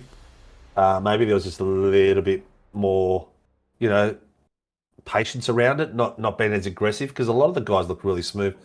You look at Coleman. It felt like it was really slow, but it was very smooth and made for the time. Or it wasn't the fastest time, but still, it just shows the consistency. Making a smooth lap can give you good pace around here, and I think that's going to be the key for the race. If Colin can stay on that rhythm that he did during that hot lap, if he can combine that through his race, he's going to be very dangerous because he's going to be very consistent right through the race, and that smooth driving is going to look after his tyres on this track too. Right, ladies and gentlemen, before we will start to cut away to our race server as the admin team in the background build that, it's not immediately like everything that happens in the background at a race day.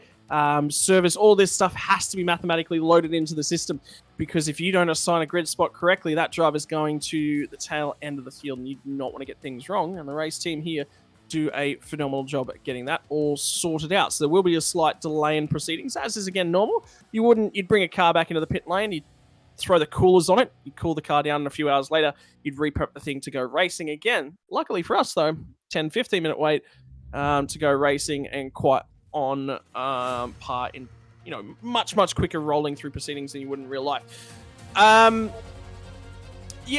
Field split not high. We're expecting a high tyre deg race here tonight. So undercuts are going to be quite potent, but so will that pit lane entry.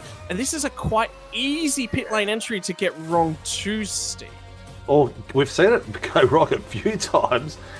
We've seen cars sideways. We've seen cars launch other cars in this pit entry. And the pit exit is just as tricky as well. It's sort of like the start of the right hand turn at the very end of the fastest part of the track, and if you haven't timed that run out of pit lane properly, you can come out in a whole lot of trouble. Actually, I did it in the last season. So for those of you who are watching the screen at the moment, this is actually a really good angle, a perfect opportunity to do so. See that extra bit of road on the right hand side, the other side of the racetrack and the curbing? On the run down into turn number 1 as we look back up pit straight, that is the MotoGP layout of this circuit. The circuit within iRacing does have 2 layouts loaded into it. We can either use the Moto layout or we can use the regulation loadout. Where pit lane exits is right back up underneath that bridge, the Melbourne Bridge that signals the start-finish line, the start and end of a lap. The layout that we're running here tonight, ladies and gentlemen, the layout that is most commonly used at Phillip Island is the one that feeds straight back out onto the pit straight. The pit lane that runs down and feeds directly into turn number 1 is optional. If you sense a wall of cars driving at you, sometimes drivers may take to that one. But at the same time, it influences the lap, Steve, in the middle of a race scenario as well, because you'll just drive it just a fraction back over towards the right-hand side of the track when there are cars exiting, it's not worth running the risk there. But that compromises the line down on turn number 1, let alone, well, let's say you catch a car right at the turning point for turn number 1. You want to get down the inside because you want to clear them. You want to be able to defend your position. It's one of the trickiest pit lane exits, but it's not in terms of the exit. It is actually where the exit is located and where it feeds back in. So the pit lane exit is actually very easy. Slight right-hand turn, and you're on the racetrack. It's one of the easiest pit lane exits, but it's got a lot of psychological layers layered in. 100%. You're pretty much looking over your left shoulder, over your right shoulder the whole time, coming out of there. I've come out of there and caused an epic moment before. And the boys on YouTube, Cowie's got time to make some comments. He goes, yeah, the undercut can be risky. Tyres get chewed out here, and it's going to be the one. That's why the pit exit's so crucial. You know, the strategy in and out of the pit is going to be part of the race tonight, not just being out there and doing clean laps. So it's going to be very interesting. So we're waiting on that one there tonight. I actually do want to bring up the David Coleman issue again, because it's one of these ones where I've actually disagreed with race control. I love that. I absolutely love disagreeing with race control, because if we don't have different views on motorsport, then all of us are a lot less invested. Think about controversial calls in any code of football, be that round ball or the oval kinds, or the one that you just throw down the field as they do in the good old US of A. If you don't have differences of opinion, you don't have invested fans, you don't have guys that think differently, you don't approach things. I've actually seen a fair bit of racing this week, Steve, where guys have actually had differences of opinion. I've actually gone and approached drivers after the race and said, what was your viewpoint on this? How did you look at it? And I went and approached the guy that they had contact with, and how did you view this? How did you set yourself up for it? What were you thinking in terms of car placing? And they said completely opposite things. That is the essence of motorsport, isn't it? It's just taking corners differently, braking markers differently, physically what can I pull off, but also mindset-wise, what am I trying to achieve from this corner and positioning my car in a certain way? Well, I think the key point you said there was that the controversy it creates. If you look at football, the real football, the round ball, the controversy it creates is what creates the passion. You look at the Maradona goal, the World Cup, as they call the hand of God. Biggest controversy in one of the biggest games in football, and to this day it's still spoken about and talked about, and commentators bring it up and show it. Creates a history, it creates a conversation. You know, the fact that every penalty that you serve or every incident that happens creates more passion about it, because people get more invested in the situation, like arguing between yourselves. Nah, it was that. No, it was that. And we're not talking about drivers here, we're talking about people that are watching it. That's what creates a passion in the sport. Once it becomes too robotic, and there's too many like these VRs and all this sort of stuff, and the decisions made on camera, it loses the passion about it. So this is what I love about motorsport. There's still, as much as there is a lot of technology involved in like reviewing all the incidents and how it all happens, no matter what you do, there's always going to be two sets of opinions, and that's what brings it out, and that's what creates a passion. It's an interesting point that you just raised about the way that post-review or post-incident review has happened, because motorsport, if you think about things, what was the first sport that really started to go into reviewing things from onboard footage, from telemetry, these sorts of things? Motorsport was probably the very first sport to do those sorts of things. Why? Because that's about all they had to go on. Prior to there being camera coverage and in-car telemetry, there was nothing to go on. You will literally walk down, have a chat to a marshal post. What did you see? And I'm talking about this from a perspective of, I've actually done this in real life, or done it on behalf of my parents who were stewarding an event in motocross scenes. And literally all it is, you walk down, you talk to the marshal, and one of the first things you had is, what relationship does this marshal have with these two competitors? Now, I say competitors because I could say kids, I could say adults, I could say a mix. Kids and adults could be racing each other as well. Then you ask for them. You ask for some perspective, potentially look at it if there was another marshalling point that would have line of sight on that at the right time. Now, marshals have a job to do. their point of reference is they need to watch between themselves and the next marshal post, and they need to be looking for an incident there so that they can wave a flag. So they shouldn't be looking behind them. They should be looking ahead of them at all times. And yeah, walk up to marshals, ask them what's going on, what did you see, what were your thoughts on the incident, what specifically happened. So we've gone from a point of view previously where that was how things were worked, and it was, did you run this guy off the road? Who was down the inside of who, where were the cars positioned, etc. Then you move into the broadcasting era. And all of a sudden you've got minimum overlap requirements. You've got fancy pit stop regulations. You've got all of this sort of rigmarole and procedure that start to come into it. And then the other sporting codes have started to catch up. So for me, when you say VAR in terms of a soccer perspective, because I know you're a soccer fan, I don't hate it. I've actually wanted this to happen in other sports for a very long time. Tennis was another very, very early adopter. VI was big news when it first came out, and everyone protested left, right, and centre. But the fantastic thing is, no matter how good the technology is, no matter how detailed it is, there's still a shadow of doubt. There's still controversy. There's still a debate about it, and it is awesome. And I'm glad that debate still exists, that hasn't disappeared, that shadow of a doubt hasn't disappeared, because I think if it did, it would make all sports just dull and neutral. The fact that there's always that shadow of a doubt, there's still a perspective involved, is awesome. And that's what keeps the sports coming around. It keeps all the people watching it. Have you seen the last hour of the Bathurst 12 hour today at all, Steve? No, I haven't, mate. I've been on daddy daycare all day today. I shouldn't call it daddy daycare. I've spent an amazing day with my young boy, going to a car show, and then playing in the mud, and actually getting him in the garage and working on a car with me. 2.5-year-old, and he's already more intelligent than me. So that's what I've been doing today. I haven't had a chance to watch any racing at all, not even SRW racing, which I usually like to watch during the week. Righto, so I have word that our race server is now starting to come up. So we will have that one here for you. In about 15 minutes, we'll be going live with the race. So that has now been loaded, ladies and gentlemen. So we'll be on our way in very, very shortly. But the incident that I sort of want to log for everyone's, jog from everyone's minds, perhaps that's been watching along so far tonight, but also has been participating in motorsport right throughout the day, comes down to it.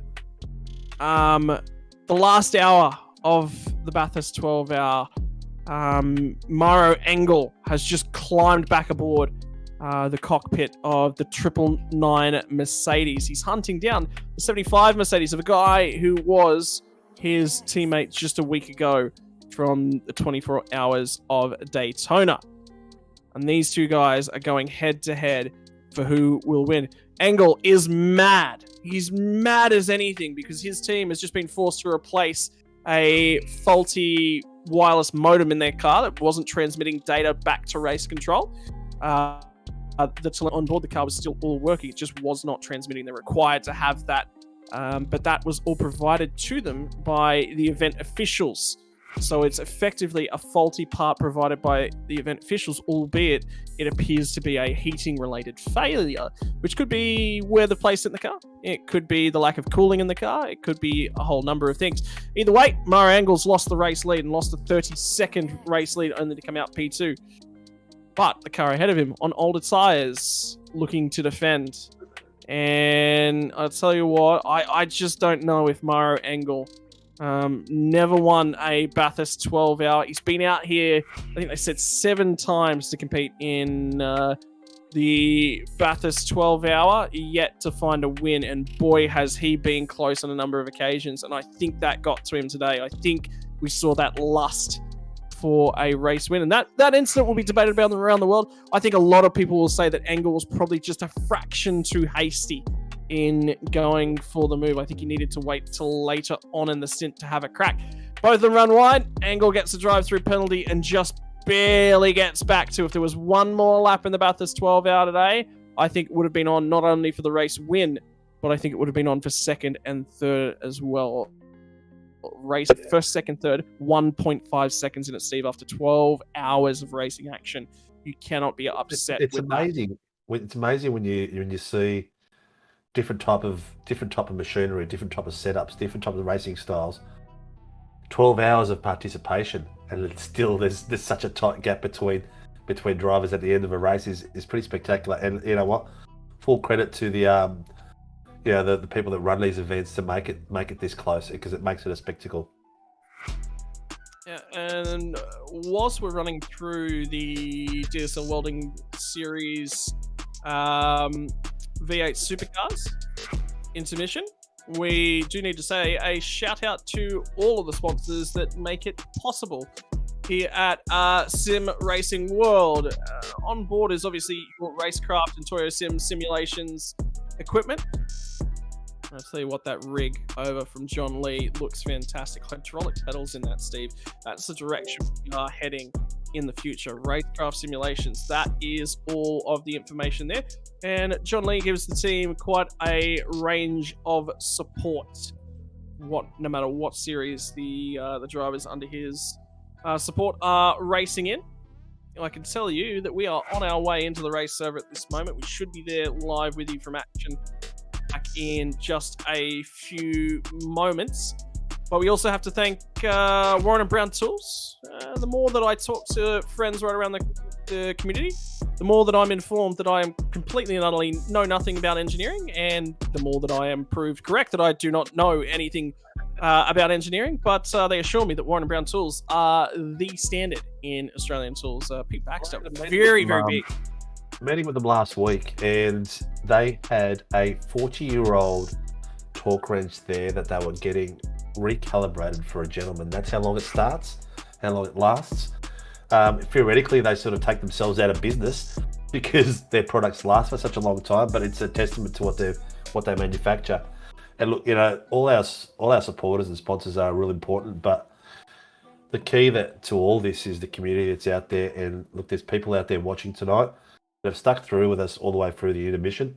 Thank you for participating and for being around. It's for you that we actually do all this. It's the community that supports us and loves us, and we love them back. And without them, we would be just two blokes sitting in a room with 30 guys on the track, and that's it. And without you guys out there, it means nothing. So thank you for your support. I really appreciate it. Yeah, it's important to note, because there wouldn't be 30 guys out on the track if it wasn't a league worth of supporters. It's fun sitting here on a Sunday night commentating, but that fun is provided by everyone that's getting in and amongst it. And I know the drivers are actually having fun as well, because they wouldn't be here if they weren't having fun. So there's at least that. Dragon RC, the ad on the screen at the moment. Not just the off-roading cars that you see on your screen at this point in time. They also do planes, helicopters. I believe they do asphalt-based RC cars as well. Yes, jet engine planes that are absolute crazy. You'll actually see them in action in the coming months on SRW's review show, and it's going to be mind-blowing how fast these things are.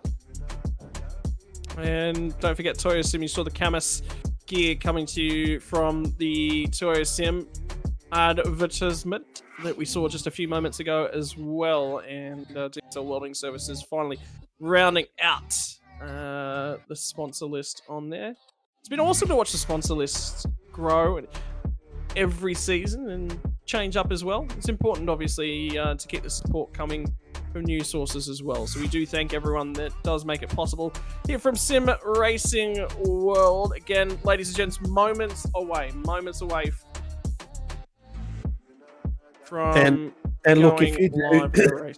if you do have a passion for motorsport, whether it's watching it or participating in it, or you are a manufacturer of products, reach out to admin at simracingworld.com.au, and we're always looking for new partners to join us on this journey. We're a new league still, relatively. This is our second year in action, so we need as much support as possible. So give us a dial.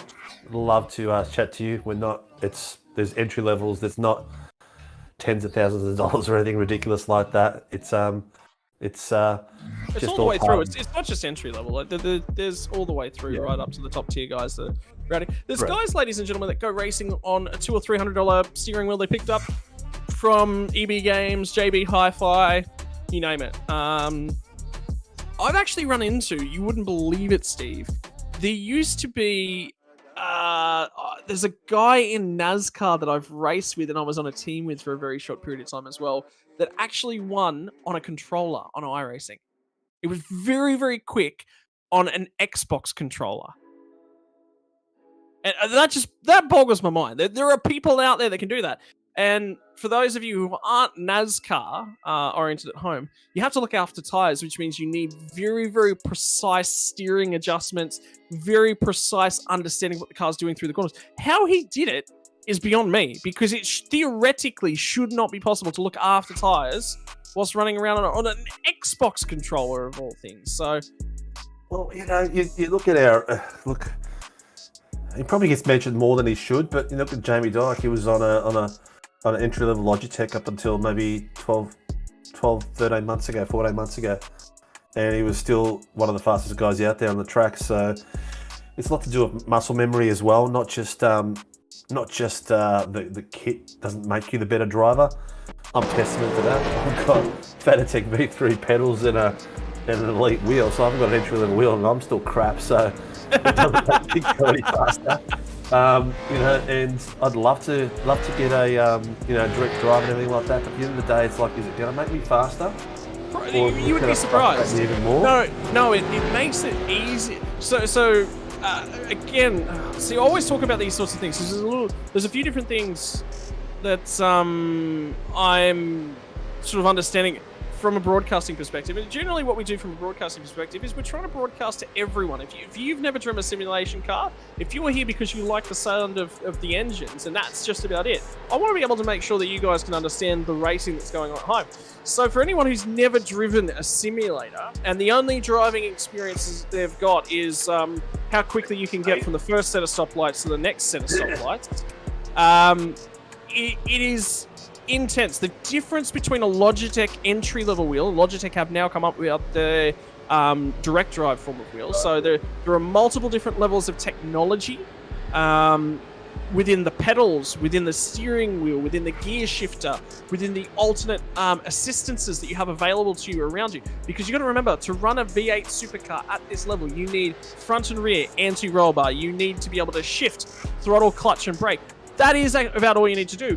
But then for a lot of these guys, they've also got to say, do I want tires at this next pit stop? How much fuel do I want at this pit stop? So you've got to have software that's running in the background, because people also have, normally in a real life racing perspective, the fuel will be done by a crew chief, by the guy that's actually standing there and the fuel hose into the car. The drivers are all managing that within their sim. So there's a whole bunch going on. But then the most important thing is the level of feedback the driver's getting. Normally in a real race car, you have your butt feel.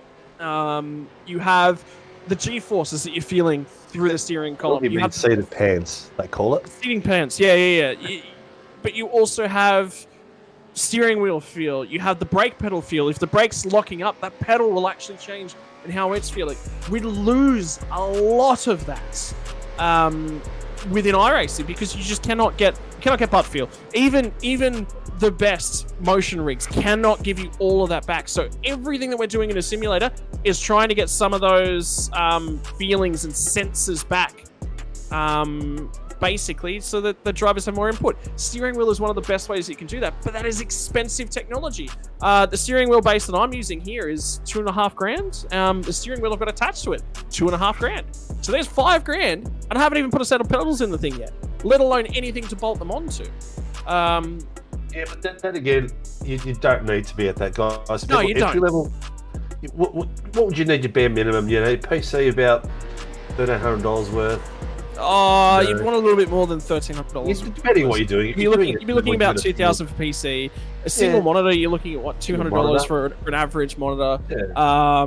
Entry level wheel, you're looking at $300. Let's say wheel and pedals, you're looking at $300 to $400. So you're looking at about $2,300 plus an iRacing subscription, which is $15 USD a month. Plus tracks, I think it's $10 USD. Iris. Yeah, I never calculate. I'm not worried $14 about as well, $11, something like that. Yeah, Here we plus go. Here we go. Righto. So we saw the top 10 shootout. That is the top 10 shootout plus 2 on your screen at this point in time. Cam Jones took out your pole position. He's going to line up alongside Michael Whiting, Jamie Dyke, and David Coleman. Round out 3 fishy cars in a row. And Dave Kirby says, I want to be number 4. Connect 4 fishy cars. We've done that here tonight. Matt Stewart in the 1-9 entry gets P6, jumps a long way up through the shootout. Matty Skulls in P7, the first of the right sim racing cars. Michael Angus, Sam Noble, and Connor Nixon are going to round out your top 10. We've seen all those names. Here come the rest of them. Harry Dodds in P number 11, and I missed P12 just before we jumped over the page. Dave Nash is going to be jumping into P13. Alan Dawson off alongside of him. Dylan Gray in 15. Chris Miller. Gerard Sanfuentes, Jerry Wilkinson. Braden Sagassa a long way back. He won't be happy with that qualifying performance after last week. Jake Jackson, Andrew Cowan, Peter Pavlovich, Richard Mayer, Ty Delaney. And now the revs are going to start to rise. We'll be quicking through this quickly. It's going to be the rundown at turn number 1 for the Pro-Ams on a Sunday night. Nixon got a great launch from 10th on the grid. He's already grabbed 2. On the rundown at turn number 1, contact! And it's going to be one of the 1-9 cars. It's Wilkinson who's backwards. 2 weeks in a row before turn number 1 for Wilkinson. He got escorted wide and knocked hill last week. Who's going to try and snag this one away on down through turn number 1? They're all chasing Cam Jones at this point in time. Whiting's gone with him. Whiting into P2. How's the run from Nash? Now he's going to try and go around the outside of his teammate. It's Skulls who are going to shoot Wiggle on the run through the southern loop. It's a Riot Sim Racing car park at the moment. Harry Dodds is going to try and slide on down in there. They're on a 10-4. They'll settle themselves in finally. 2x2 in the middle of the pack. We'll see what's managed to happen because Miller had an issue at the initial start. As well, he's going something through the race control. The right sim racing boys are side by side. Angus is outside the top 10, so he's dropped back to his initial starting point. They're on the first run through the hay shed. Who's got the bravery? There are 2 wide, a little bit up ahead here. I think it's Dodds that's going to go the outside of Dawson. Indeed it is. And Angus is going to shove the nose down the inside. Dylan Gray's got to the lead of the AM class. And now he's boxed in, watching the action. Dodds was on the brakes quite late there into the background. So Gas has got contact and heavy contact to the left rear corner of his car. Here comes Hayden Norris as well, trying to get a move in behind these guys down the inside. He's trying to settle his way down in. Dylan Gray's AM class, and they will still kick on down the main straight as someone did not get a good run off the last corner. It is going to be Gray that had a poor run. Now they'll all line themselves up. Everyone's looking for a draft. Overlap left and right, 3 wide on the run of turn number 1 for just a heartbeat of a moment. Norris is going to grab 2 on the run down at turn number 1 for lap number 2. And the top 10 are shuffling themselves in and about and around as well. So Gas is hung out to dry on the outside there. He's going to jump back in just in front of Jake Jackson, the teammate, the stablemate. They're both in different splits though, and here comes Michael Angus just ahead of these guys, trying to make his way back forward, and finally they settle themselves down on the run through turn number 4 on lap 2, or Gray doesn't think he wants to. He's still down the inside of Hayden Norris, and he'll get a score at all. Gray shoots his way back up inside, but the run down to Siberia, they settle themselves down finally from that one. Alan Dawson just made an off there for himself. Scotty, well done, mate. I don't know how you do that.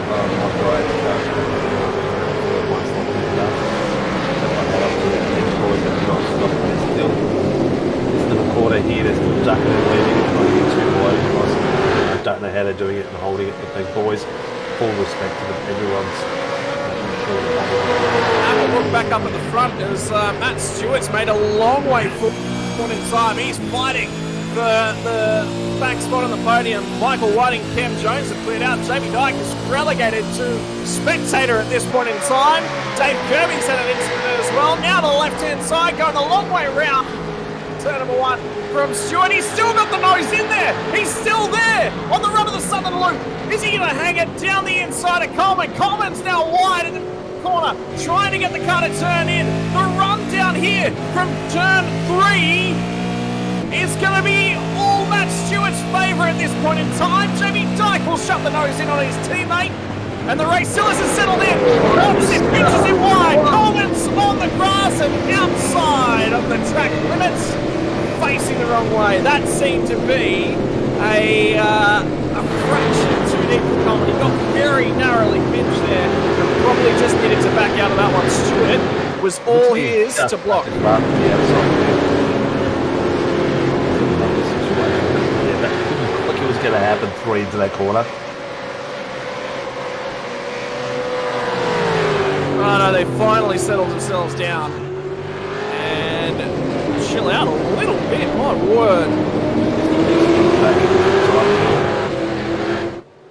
It's still all oranges and yellows all the way from the top. The top 2 and 3 have sort of gapped a little bit, but everyone else in the top 10 is really sticking close to making sure people know that they're behind them. Yeah, we've got to get aggressive in the opening stanzas of these ones, and Chris Miller. For a bit of a pit, he's lost his boot. Yep, no, he's in because he's received a drive-through penalty for the accident on lap 1. He's also lost his mullet as well, by the look of it. So he should recolour his hair. Somewhere when he goes through. So we'll see if he can pick himself up the safety car. 3 cars back in the field, hanging a long way off. I think one of the rights of the racing cars, the other, it was Alan Dorsey, Drew Wilson. 2 of those cars are it's now Dyke as got himself a 1-9 car in ahead of him. Stewart is starting to make some ground up here on Michael Whiting as well. So we're going to look after his tyres. Jones has absolutely just flown the coop on these guys. But for everyone else, it appears it's an opportunity to go motor racing.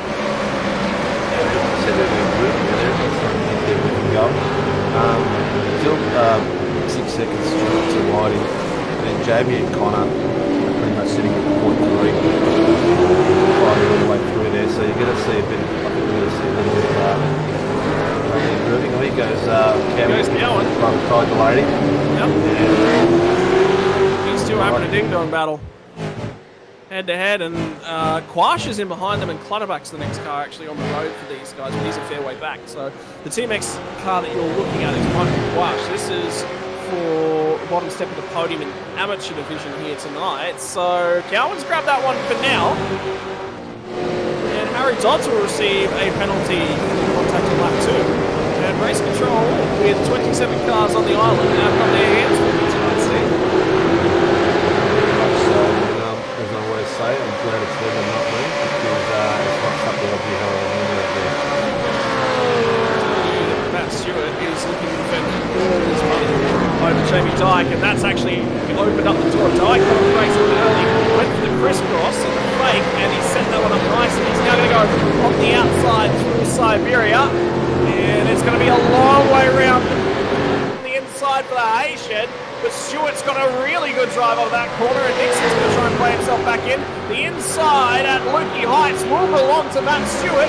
Do they go through here too wide? And here comes Nixon. Shoves the nose in. Dyke will finally settle that one back down. But now Stewart a long way back over to the right-hand side of the road. They're all blocking. They're all defending from each other. Dyke wants a good run off here onto the start-finish straight, and he might have a crack down into turn number 1. Well, we are going to be in for an absolute crack of a race so far. That close amongst drivers, and coming down into that bottom little right-hander, did you see how close they were getting? That close, I thought they were going to be contact. Yep, well, 2 slowest calls on the track, both right-handers, turn 4, turn 10. And not quite close enough this time from Cranky Pants Dyke. Last driver is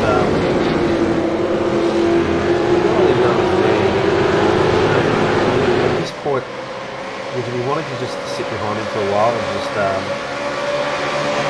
behind the train and just save some fuel and a strategy like that? It's hard to make it fast.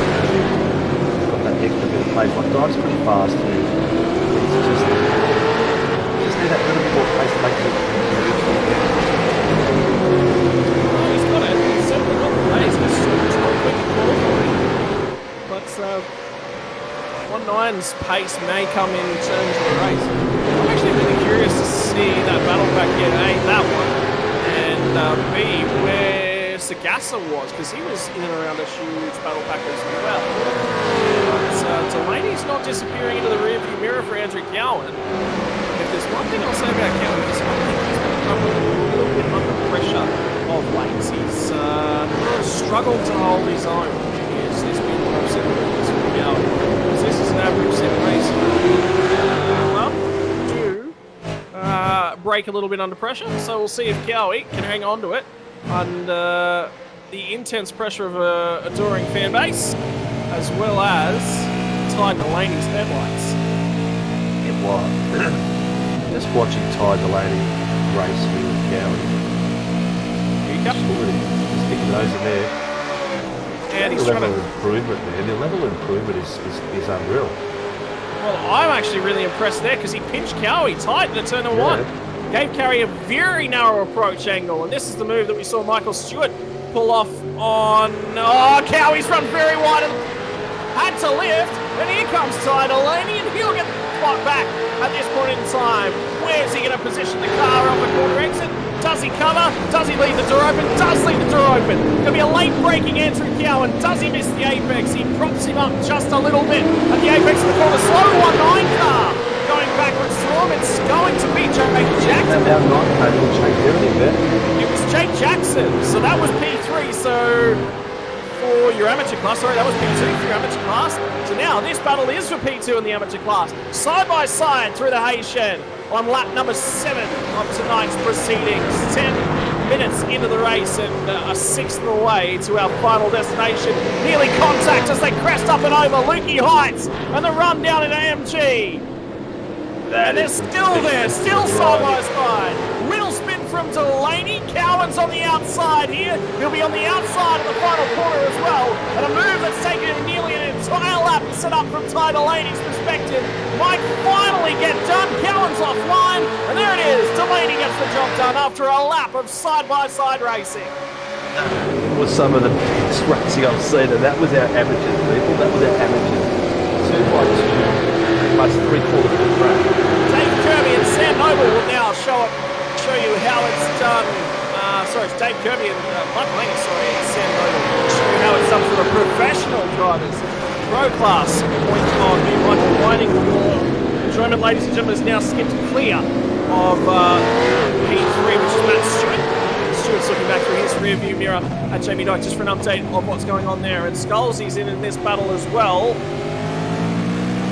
And they just bang doors just enough to let each other know that they're still there and still there from Michael Angus. And after a poor getaway from Michael Angus as well. This is a really good recovery drive back up through the field. And I can tell you Dave Coleman, after qualifying inside the top 10, overall is in 16th. So he dropped a lot of spots on that opening lap. Poor getaway, poor jump, or caught up in something. He's dropped 12. He's dropped 12 positions. Yeah, something about that. Yeah. Also Harry Dodds is all the way down as well. So yeah, but Harry, he had that drive through penalties. So yeah. The biggest mover up the field is Richard Mayer, up 10 places.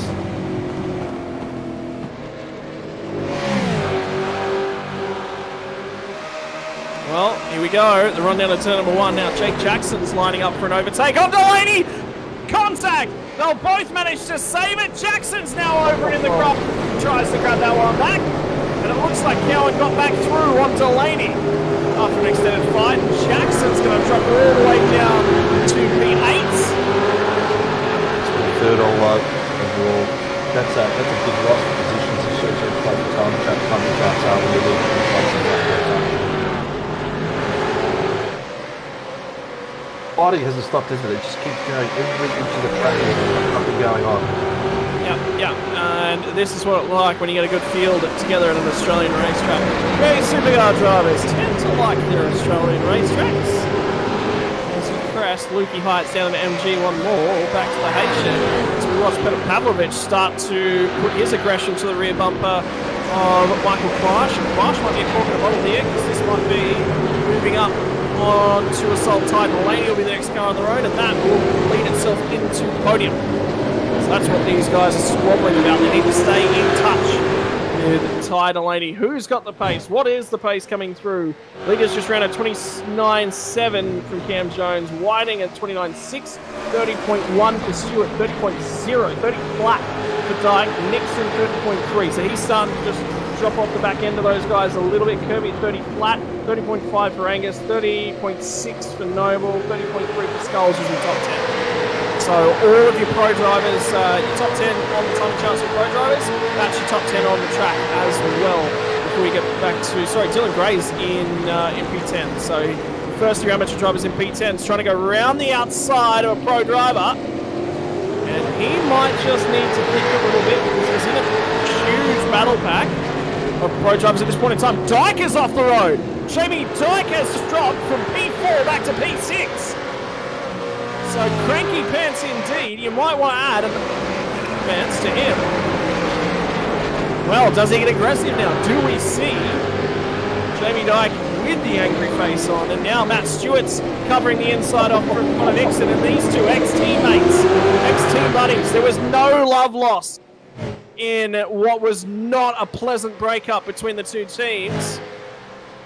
I'll leave that comment to you, mate. I'll tell you what, that breaking down that hill there, I thought, oh my God, they're going to have a collision here.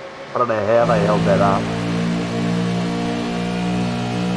And now down the inside, Dave Kirby looks to go banging on the door of Connor Nixon. So he has got the nose in there at center one. Didn't quite get to the B pillar, but if Nixon turns down, Nixon gets spun. And that's why he wouldn't do that, ladies and gentlemen. There's no reason to turn. Even though the rules would say you're right, sometimes it hurts to be right. Still crawling all over each other. Here comes Kirby again. Nixon will cover the inside on the run to Honda. A little narrow. Gets a wiggle onto the power. So Nixon struggling in behind Stewart. Now starting to have to defend for all money. And Jamie Dyke's tagging on the back end of that group. So third, fourth, fifth, sixth covered by a blanket. And as we look back to the battle pack, no, we're going to jump back up on board and stay on board with our battle for third. This is cooking on, but Quash and Clonabug, we get word further down in the field, are having a phenomenal battle with also teammates. Quash and Clonabug are the Team X entries, and they are all over the rear bumper of Ty Delaney.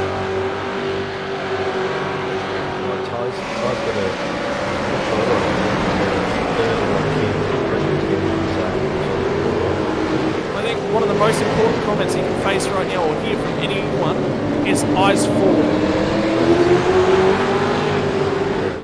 That's the biggest thing when you're still learning, worrying about what's going on behind you.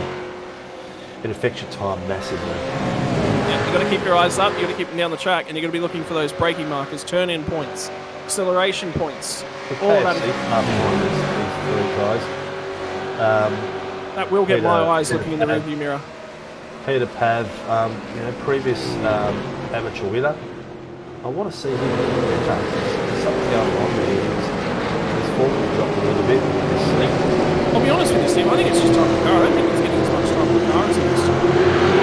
Possibly. And a big snap. Another big snap. And then gets tagged for his money. By, I think that might have been Harry Dodds. Yeah. This is the thing. This is what he wasn't doing back when he won the title.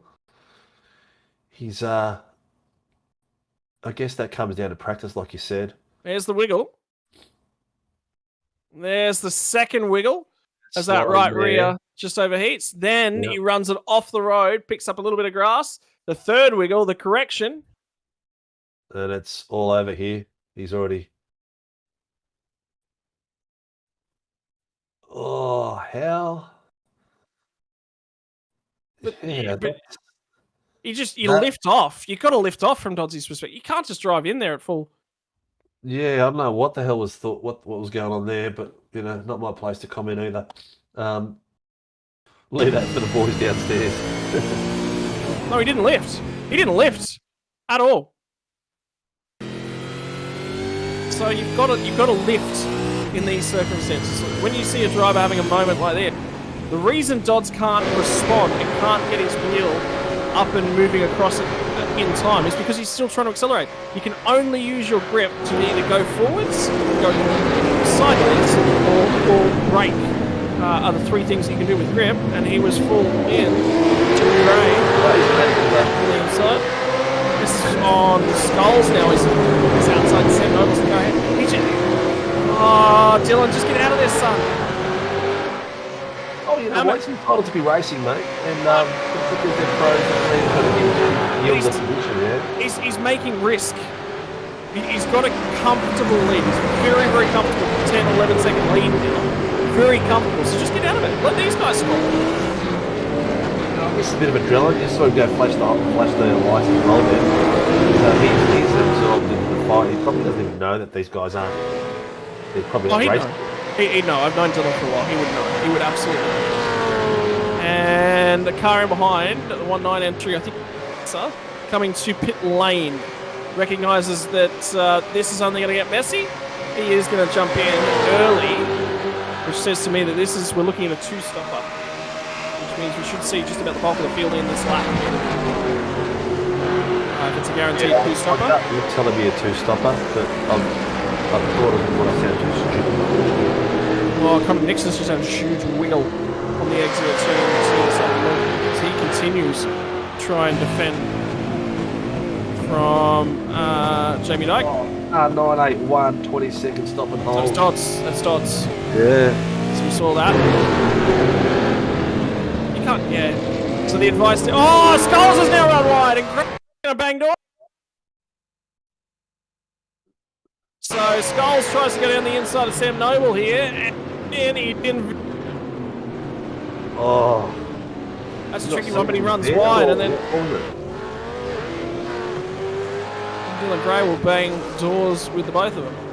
So this is tricky now because Sam Noble would want to just continue on with things. He really would, because Sagasa just pit. So them squabbling means that Sagasa will just clear the both of them just by running in free air. So Conor Nixon will pit out of P4 with the first of the top 5 to do so, and he'll be immediately followed in by Dave Kirby and Micah Angus. It'll be interesting to see. Straight away. So drivers again as well. Jones, Whiting, Stewart, Dyke, and Gray are now your top 5 on the track, which means that Sam Noble did jump into the lane, I believe. No, Noble's continuing on. So Noble did not jump into the lane. I know there's pits going on, but Cowie's up 14 places, Daniel Clutterbuck up 18 places, Clash 16. I know they're going to drop like 4 or 5 spots once the pit runs are done, but these guys are driving an epic race. 948, you always called something in there. He's stuck, I think. Yeah, there's an issue at Lukey Heights. Yeah, he's at the last tap in, I think.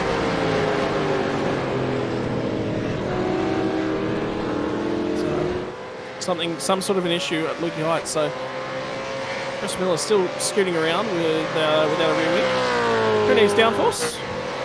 Ty's done a bit as well.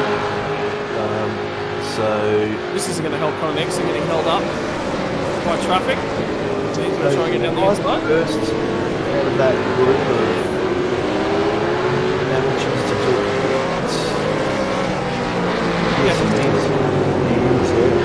So that could be a good strategy for him. A lap quicker. There's been an opportunity for him to tie himself back onto the rear bumper of Andrew Cowart. Jake Jackson's starting to tie himself back onto the Quash, so I think if Quash goes to the lane, Jake Jackson well to Conor Nixon, off just before Lukey Heights. He's having a bit of an off night, I think. Oh, he's just missed that all on his own. So I was thinking, I think it was Dave Coleman that was just in the background of that shot. I thought he might have been given some assistance there. But no, not the case.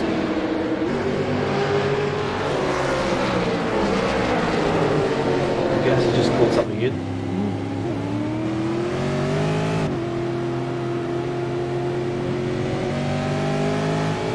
The lap 15.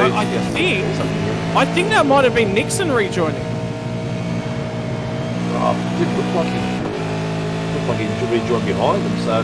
Yeah, but hang on, the car's banging. And that'll be Harry Dodds, I believe, on the right-hand side of this shot. A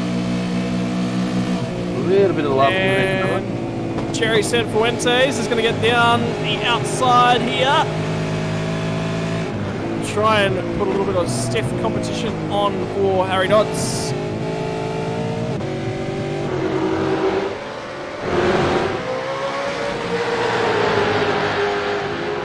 Boys are not giving up, are they, this?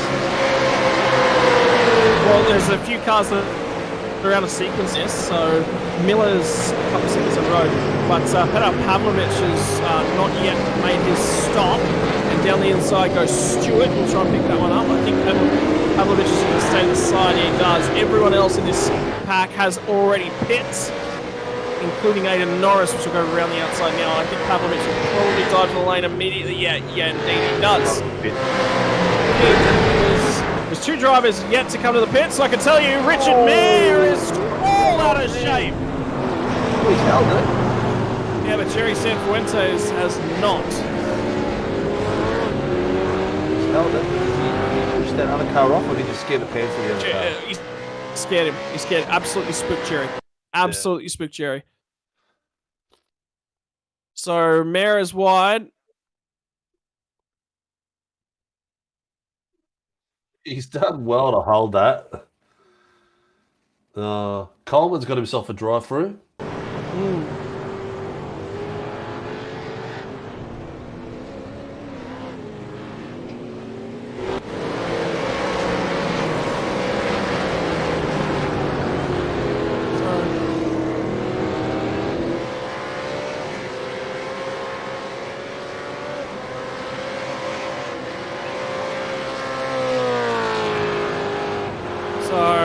Some back and forth going on about the penalty for Coleman because he apparently did redress the position. So, but either way, penalty will need to be served. Yeah, he attempted to redress it. He waited apparently about 15 seconds, but the redress didn't happen. The driver that was involved in the situation was too far behind. Well, it doesn't matter. You're going to redress the position. You've got to redress it. But that says to me it's quite significant contact from Coleman, which means that the drive, race that's control. probably the black flag because the loss of timing was probably greater than a couple of places. So Dave Kirby, ladies and gentlemen, has Matt Stewart pit just recently on lap 15, and Kirby pit on lap 14. So fresher tyres in the favour of Stewart. Michael Angus has only come out just in between him and Jamie Dyke, so fair way back. So Dyke waited until lap 17 to pit. Went very, very long on that one. He's actually lost a fair bit of track position now. Aidan Norris pit on lap 12 and is ahead of him, and is probably going to hold him up when he gets there, which is the danger of running long. But the amateur battle, I'm interested to keep an eye on. Quash has reboard onto the back end of Ty Delaney. And that's that battle on screen now. And they are about 6 seconds behind Andrew Cowan in terms of the amateur class standings. And Dave Coleman's just in front of these guys as well. So he'll be looking to tie along teammate Ty Delaney. Everyone's pitted now, so this is the natural order back after all the pits. We do expect one more. We do expect it. Oh, look at Coleman! That reminded me of a dirt bike. The way that thing was wagging Honda. Just when you've seen that rear end step out sort of sensation. We just whack on the throttle, whack it off again, whack back on. Yeah. Oh, word. Seen it, felt it, done it, lost it. Ran out of talent, attempted to gather said talent back up, realised that the cup was still empty, and let go. Mate, I've never run out of talent because I didn't have any to start with. Jamie Dyke off in turn one. Nice. Oh, we needed to stay with that. We've got to go back to that. That re-entry was going to be tough. Yeah. We've got obviously the battle that we're watching on board at the moment, but I need to see what happened to Dyke. So we're going to grab the replay here. So this is Aidan Norris. He's going around the outside.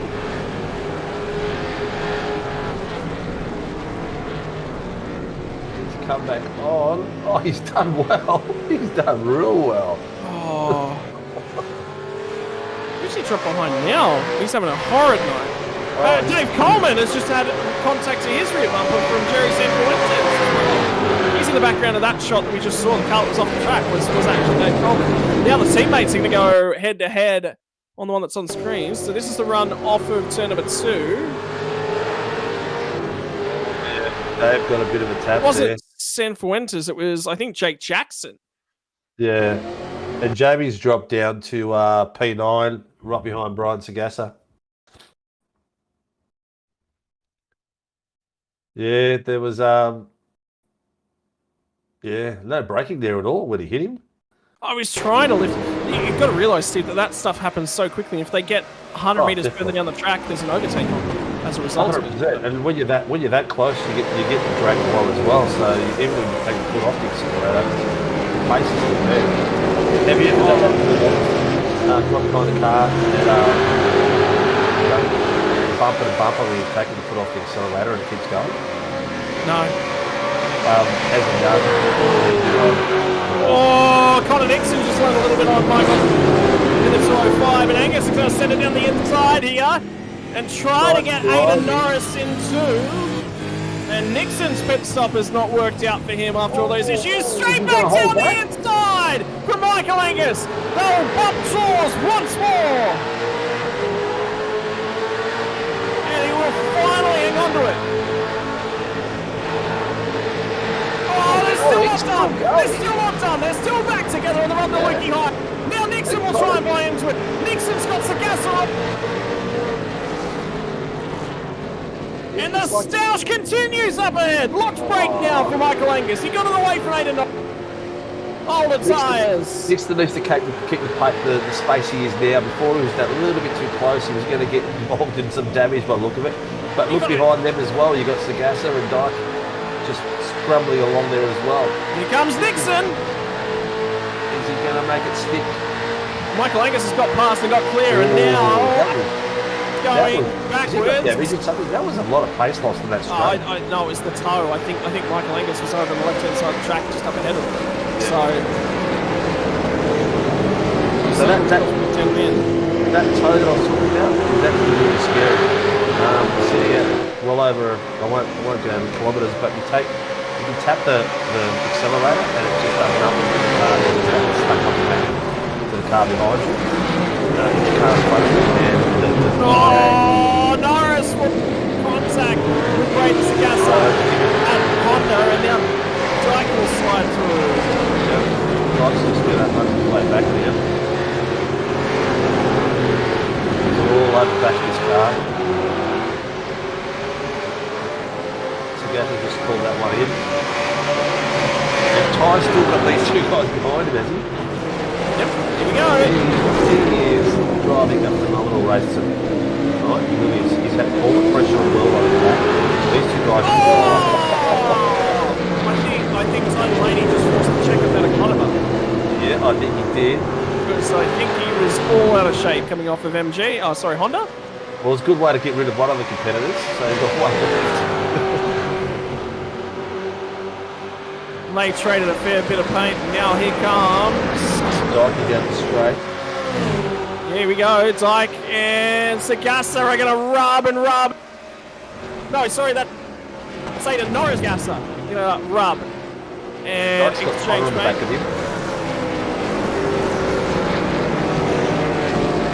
So Jamie Dyke starting to come back through the field.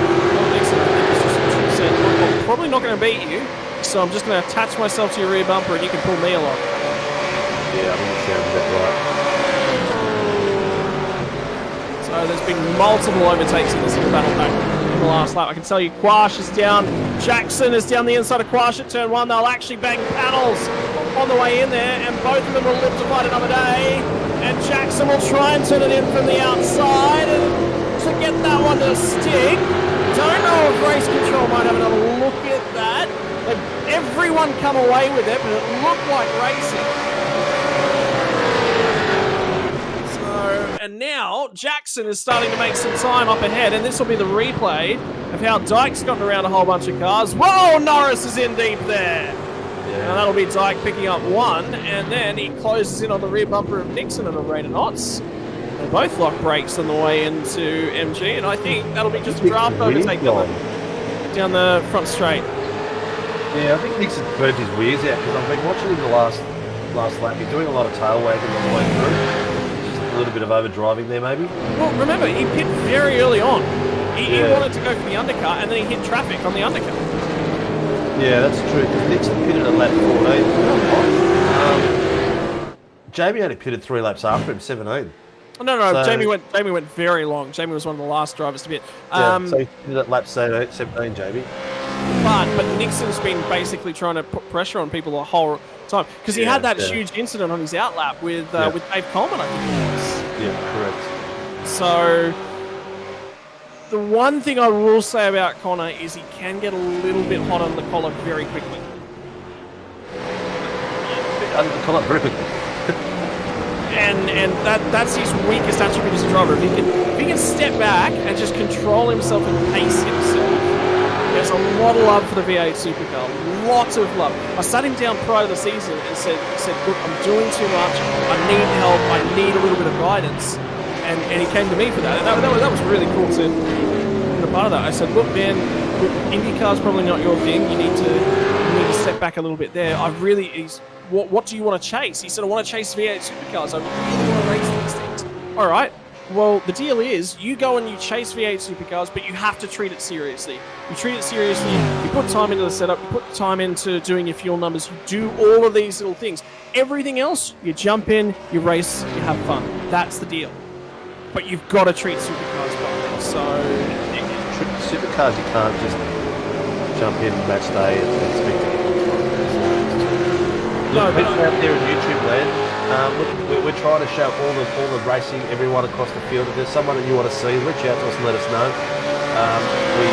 ShiBBy in the back is doing a phenomenal job because there is so much action happening everywhere on the track, and he's picking up a lot of it, just like this last on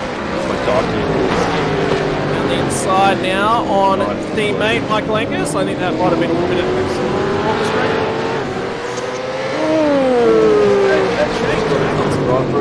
Yeah, and you know what that was for? That was the contact in turn 1 that we saw. Yep. That's the second time race control I've disagreed tonight. I think it's hard. No, okay, I think the penalty's harsh. I definitely think that it was a bump and run, but the penalty for a bump and run is a redress.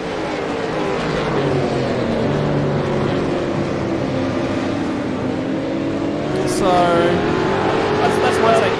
Yeah. I'll leave that up.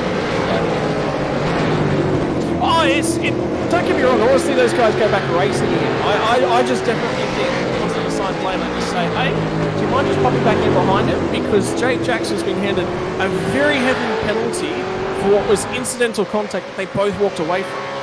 Now, if my view of it is that if the other car, and I can't remember who it was at this point, Quash? I think it was Quash.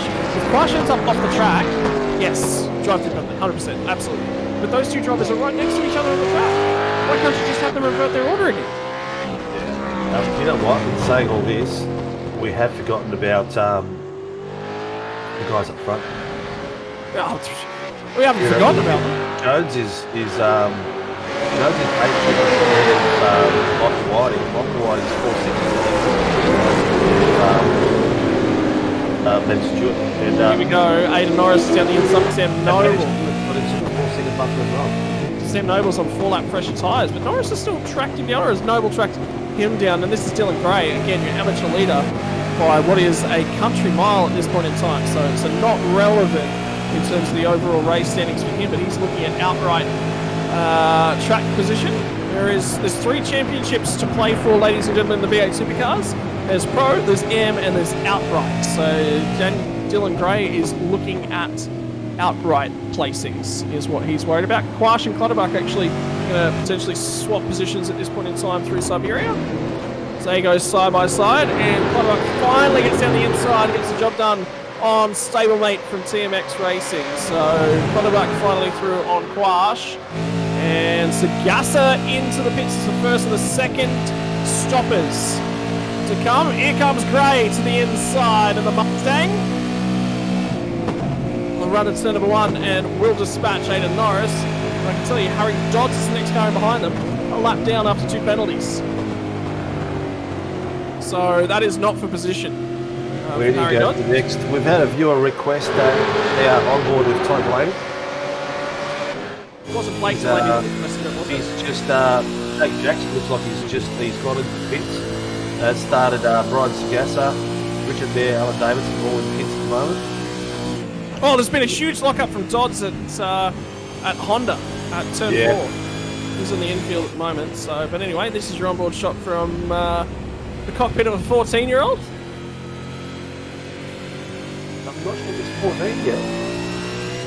Well, somebody keeps telling me he's 14. Somebody told me the other day he was 14. I'd like to check with his dad. Oh, Nathan, you're going to make me throw up.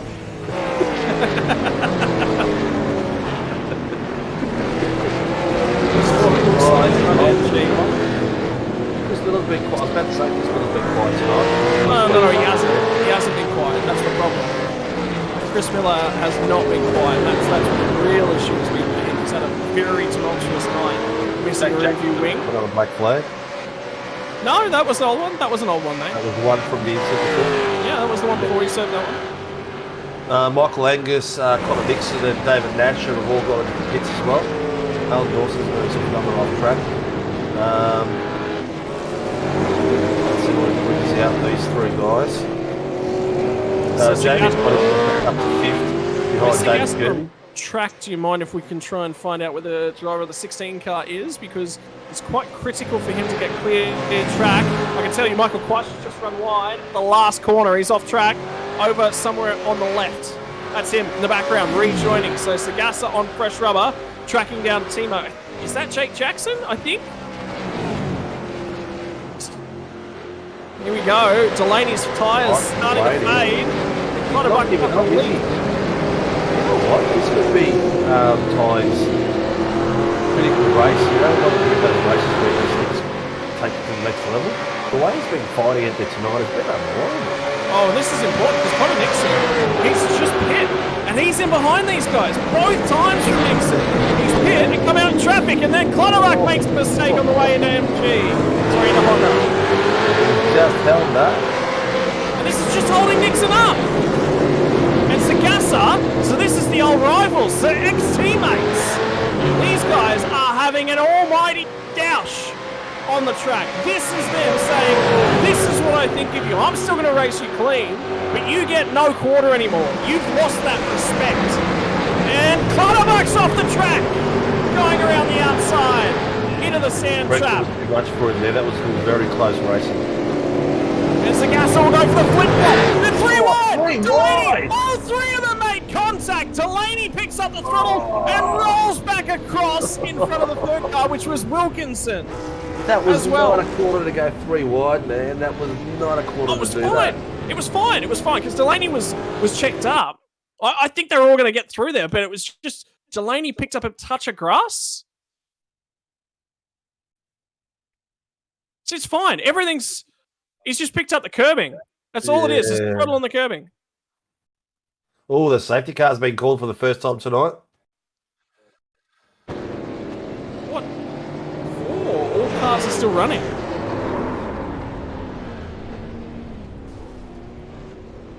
Yeah, not so much sure they're all running.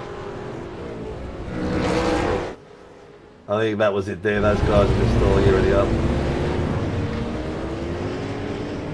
But everyone got back underway. It's their call.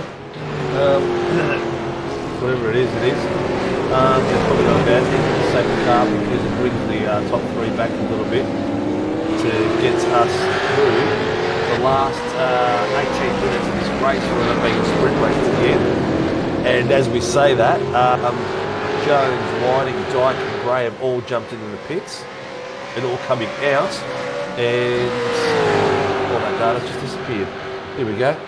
And Dykey's actually come out in 3rd ahead of Dave Kirby. So I'm not sure how he's managed that, but he has.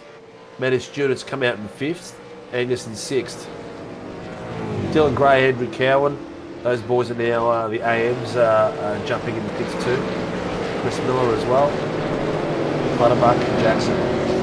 Connor Nixon's back in the pit again. Yeah, well, he had to because he had mega contacts and probably damage.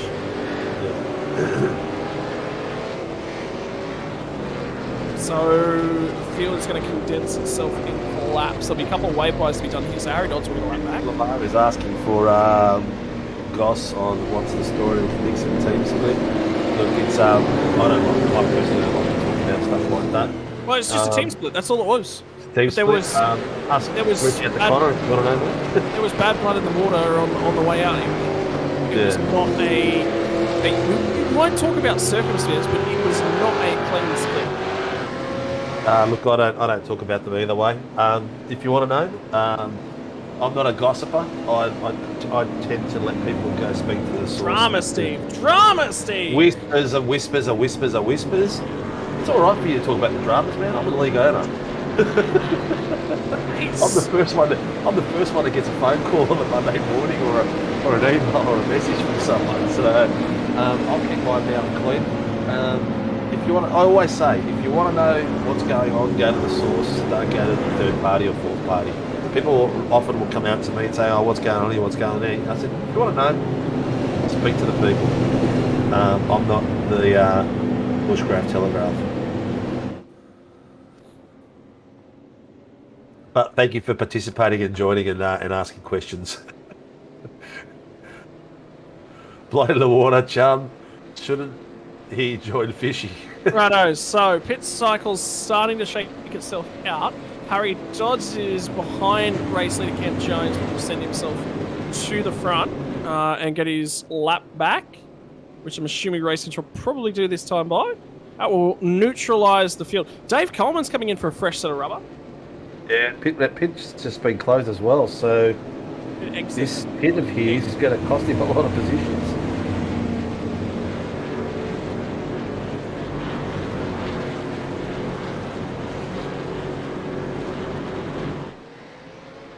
So they're giving wave rounds at the moment. Jones, Whiting and Dyke. I think Whiting and Jones are going to put on a hell of a fight here now. These last, what do you reckon? We've got... Jones has just had the consistent pace, so the problem has been, I think, with the fishing guys is their tyres just have not hung on over 10 minutes. I think they can match him inside 10 minutes, but anything longer than that, I don't think they can. Whiting's going to want to get a jump here on him and want to make it stick in the first corner or two. That way, that's his chance. Judging on the pace for the race, if Jones gets away clean, he's pretty much going to keep going away from him. So Gasser has managed to get his way back to 10th. He pit on lap 25, so he pit before the safety car. There's a few guys that didn't pit under this thing. Only a couple though. So biggest movers of the night is actually Sagassa and Cowie. And up 10 places Clutterbuck. Coleman's actually come out as I'm thinking that up here, but he's come out in the 26th position. So that pit under safety car really cost him.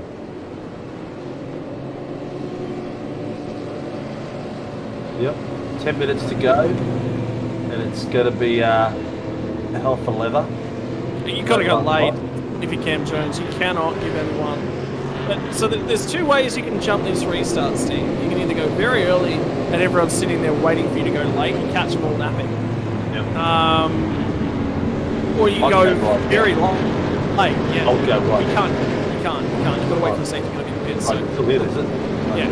Okay, safety car's still out. So I'm just talking about next lap. They're going to do the safety car's do one more lap and then they'll come in.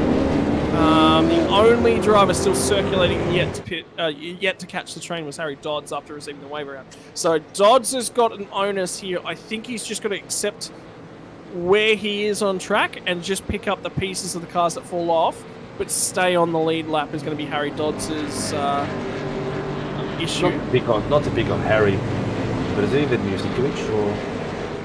Is it? Sorry, what? What was that? Is it the new Sinkovic? Is he taken over my mantle? He has actually improved. His racecraft in these sorts of situations on a frustrating night actually improved. I've actually been really impressed with him. Sinkovic just got in. Was that Coleman? I think it was Coleman's got Coleman in. and Kirby. Coleman's got in again.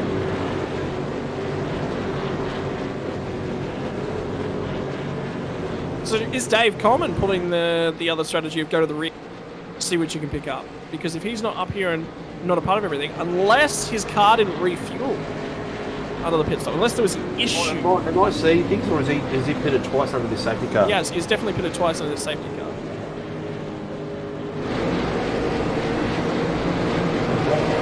There must be a reason for it. I believe he's rolling again towards the pit lane exit. But anyway, safety car will be at the end of this lap.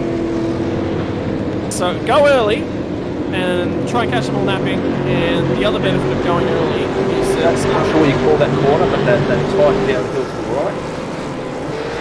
I would catch them napping there if that was me. MG. Yeah. MG after Lukey Heights. Yeah. It's Australian track, you've been here! And you don't know the corner. Dude, you have a memory of a goldfish, Steve. I'm not on the corners, I'm in the dirt, so I just remember, I can tell you, that's looking warm grass just there. There's a bit of cooch, there's some blue grass, right? Trap grass, yeah, there's a bit of trap grass down there. Steve is, ladies and gentlemen, Stephen Sinkovic's kitty litter sampling service. If you want somebody to test the quality and the grade of your kitty litter at your race, get a kitten sponsorship.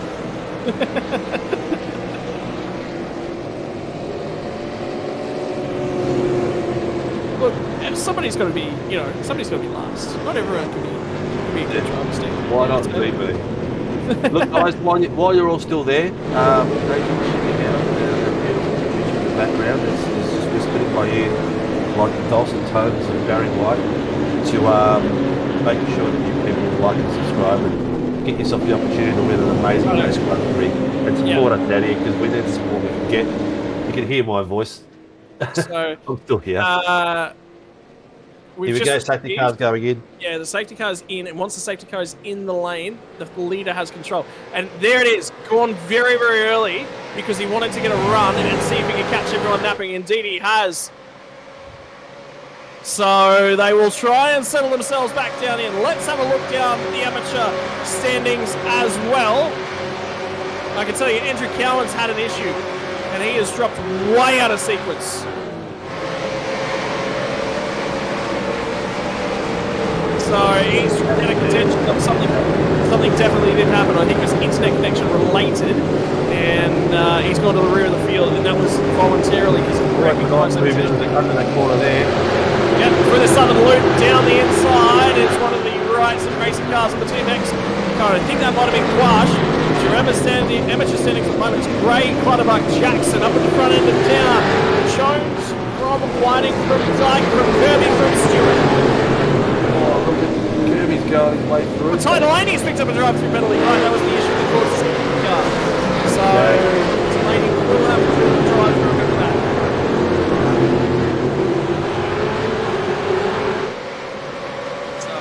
Look at this quote.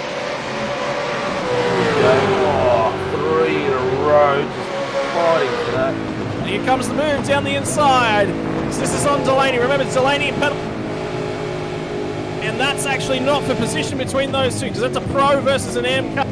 Ty Delaney on the right-hand side, your amateur car. Is that Aidan Norris? It might be Aidan Norris. And there comes Coleman as well through the mix as well. Oh, have I been passed under the yellow flags? He must have passed someone before the control line. No, that would have been under different circumstances, because that's a separate penalty.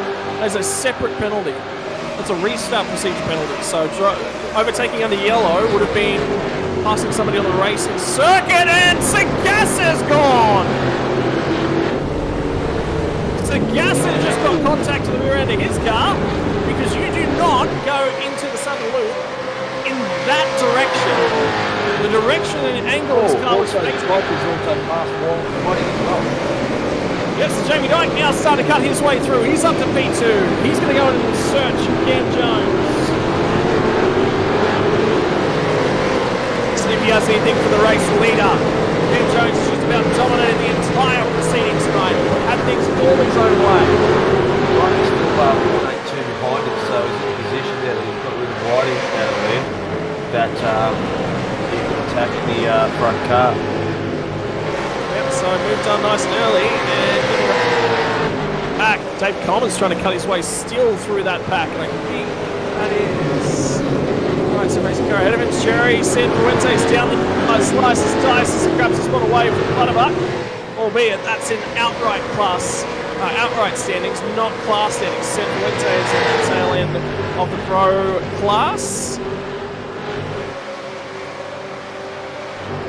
As we settle ourselves in after crazy restart times, the timer ticks over 54 minutes and 15 seconds complete. Coleman coming his way through the field. We have just over 5 minutes left to go, so I'm thinking we're going to get 4 laps in. Yep. Jamie's 0.6 behind, Whiting 0.6 behind him, Kirby 0.5, 0.5 Letters 0.3, Gray 0.6, then Noble 0.9. That's your top 8, all within a couple of tenths of each other. Oh, I can tell you Matt Stewart's just been bumped by Michael Angus on the run into Hon. And Gray's got down the inside to make contact as well. And Gray's gone backwards as a result of that. But he still has the lead of the standings. Yeah, in the amateur that one in right now.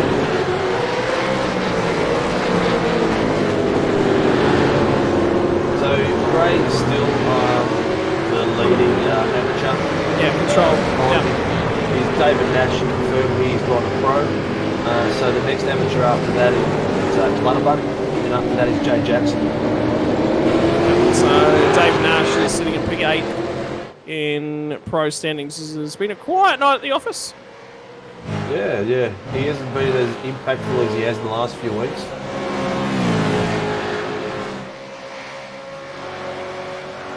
Anderson is caught in moving under brakes in front of him. So it's starting to really get... Stewart. Yeah. So it is firing up out there on track. Yeah. And now that lead from Jones is extended just a little bit. Whiting's back underneath the rear wing of stablemate Jamie Sykes, so it's on for P2. About 3 laps left, I think. Down the field at this point in time. And it just has to drop down every corner all across the field. I hope you guys out there have been enjoying this as much as we're recording this. Because even the just about everyone right the way through.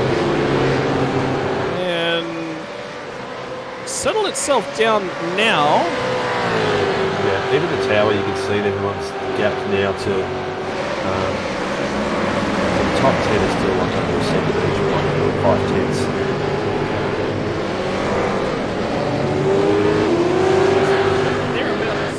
The 020. So it was Aidan Norris that made contact with the rear bumper of Brendan Sagassa, who was the 16. Norris is the 020. So I don't have anything that I can refer to. Here's the pressure on watching the top 3 at the moment. Well, it's just come through. Whiting is not giving it away. He's making sure. Oh, he has put the pressure right on him. You know what that was? It was Jamie Dykes said, look, if you let me through, I'll go and see if I can put the pressure on Cam Jones. If I can't do it, if I can't stick with him, I'll give it back and we'll go racing after that. Well, we'll have to ask them that afterwards. I think you've got a good point there. We'll see if it's back to 50. Well, see, Whiting's had the opportunity to go after Cam Jones. He's not been able to really hang on to him. So they said, look, we'll throw something else at it. And as soon as Dyke dropped out of the draft, that was it. He knew it was over, so hand it back. And then that gives Dyke the opportunity to go racing with him. So it's a little bit of team play. Well, the thing about Fishy is that they want to race each other. They really do. There is, when it comes to Fishy, there was team orders there. There was team orders on the Presizo, and if nothing's happening, let's go racing. That black flag, I think, has cost Tyler Delaney a place. Yeah, potentially. It was definitely him at fault across the safety car. It was unfortunate. It was one of those things. You go that little bit too wide, and it's unforgiving in the V8. So the incident that was at Honda was no further action. So that was the one where we saw Matt Stewart through the grass. And Clutterbuck's now had contact made to him as well, so... Yep, he's caught something. He's had a bit of a love tap somewhere. Was it his own teammate, or was it... no, I don't think so. I don't think so. Or was it Harry Dodds? No, I'm not sure. It was something in the background. And it's these cars that are all crawling over each other at this point in time. Dodds is next outside. It wasn't Dodds. Dodds is only on the back bumper of him now because of something else that happened up the road. So this is mid-pack, people, and the racing here is still phenomenal. well, you've got 3 drivers coming their way back through the tail end of the field. 3 pro drivers coming from the back. That's why they're scrambling all over each other. So Dylan Gray's got control here in the amateur class. Jake Jackson is comfortably in P2. And then you got Clutterbuck. So the reason why this is important for Clutterbuck is that he doesn't want to trip over any of these guys. Oh, we're just about done here. We've got half a second left. Where are these guys in front? There's Jones is just taking it away again. His pace tonight has been phenomenal. He's like 2.3 I'm going to be honest with you. I'm not sure if there's another lap here. This might just be it, ladies and gentlemen. If it is, Cam Jones, the run from the final corner. 5 seconds left on the clock. Checkered flag is in the air, so that will... And the run of the flag, Whiting will come home in P2. Jamie in 3. Kirby will grab himself a 4th place. Dylan Gray was the car on the right-hand side. Flashing lights will be your amateur winner here tonight.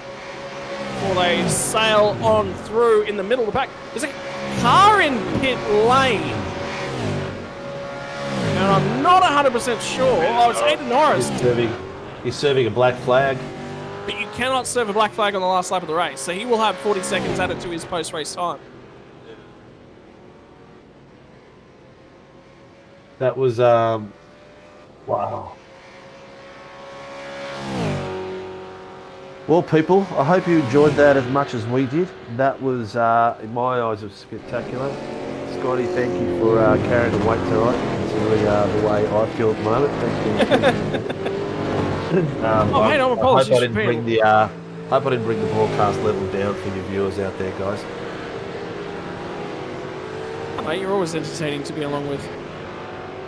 The restream, Stephen Banks, Dominic Jones. Jones has done.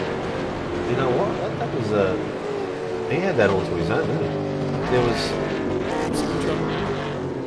There was control from the beginning to the end. Epic drive, epic drive. And Dylan Gray and his Matt DG.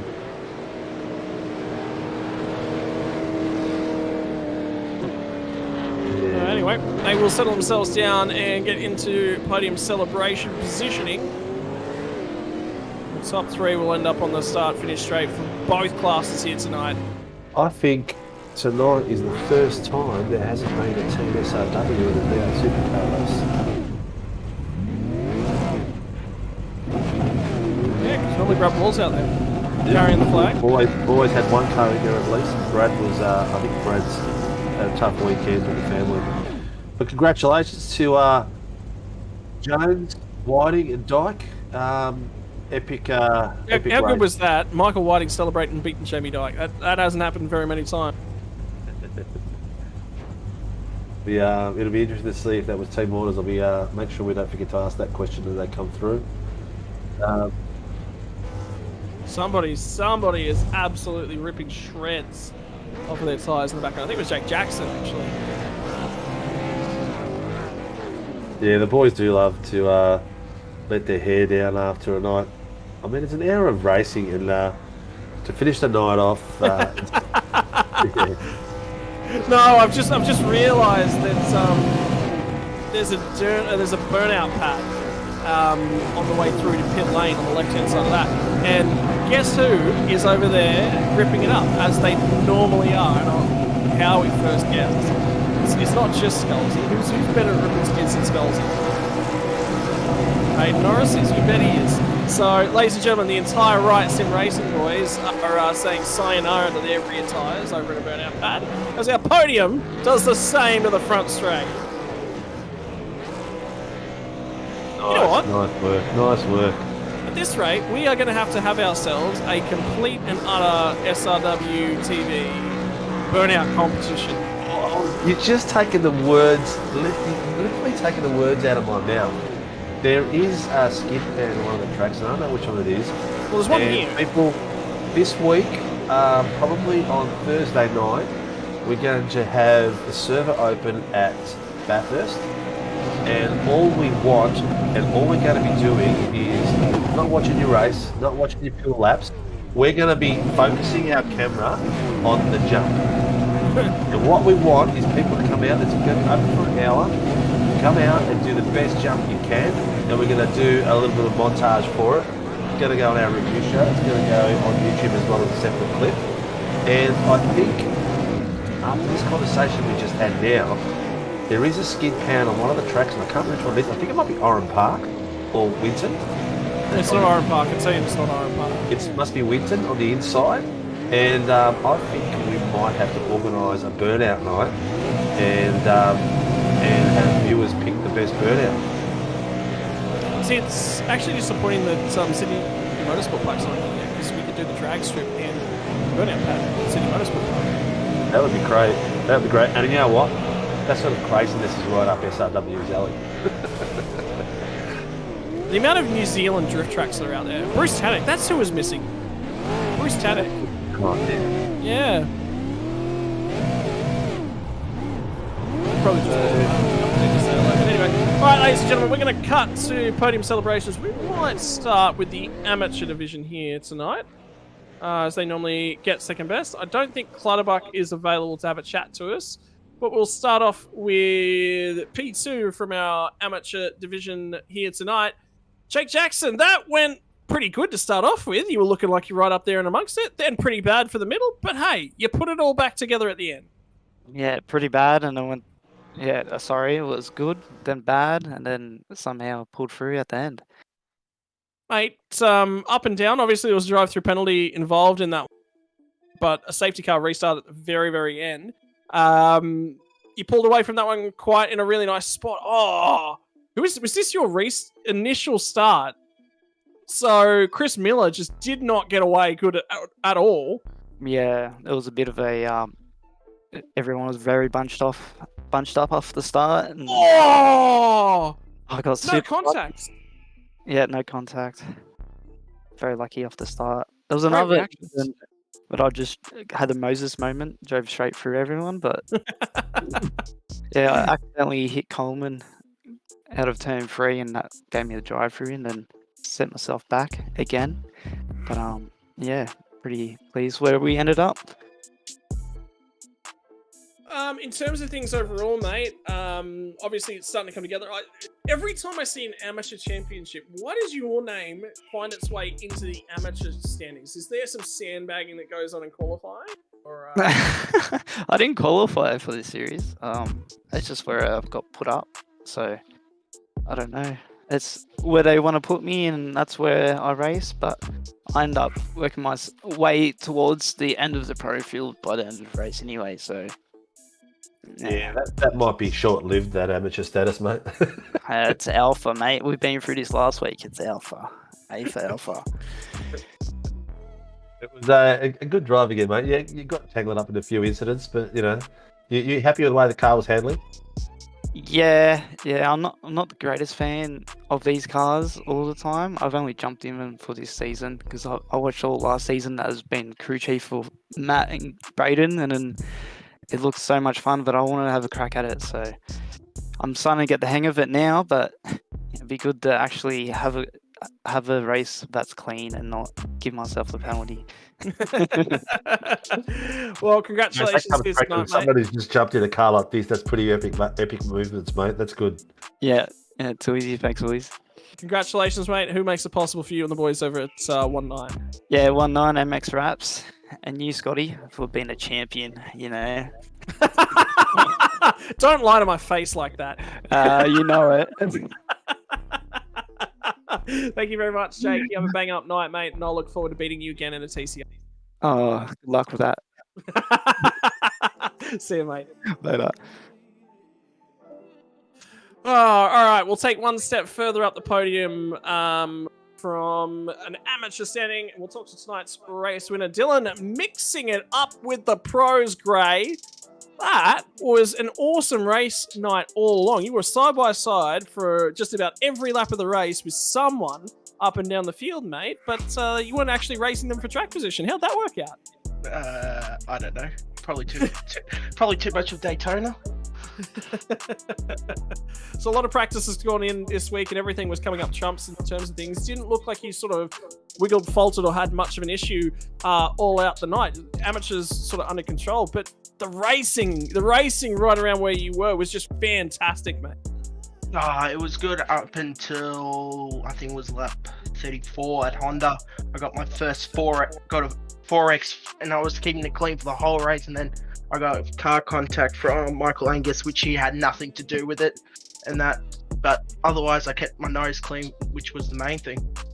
Yeah, that's it. I mean, obviously going door to door and keeping your nose clean, that's important. This is starting to become a little bit of a habit for you in this championship as well. Things are starting to really click on board that number 6. What would you credit with the recent turn of pace in the V8 Supercars?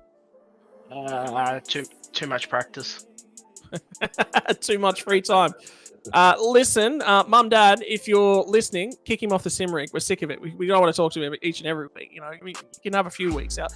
No, it's going really, really well, mate. In terms of things overall, season thus far, happy with it as it stands? Yeah, happy with it. I'm happy I got my drop round out of the way, which was last week at Knox Hill, which I was struggling throughout practice. So I just have to turn up, keep my nose clean, and can't afford getting the DNF or all that for the rest of the season. All right, mate. And finally, who are the sponsors to make it possible for your racing? Myself.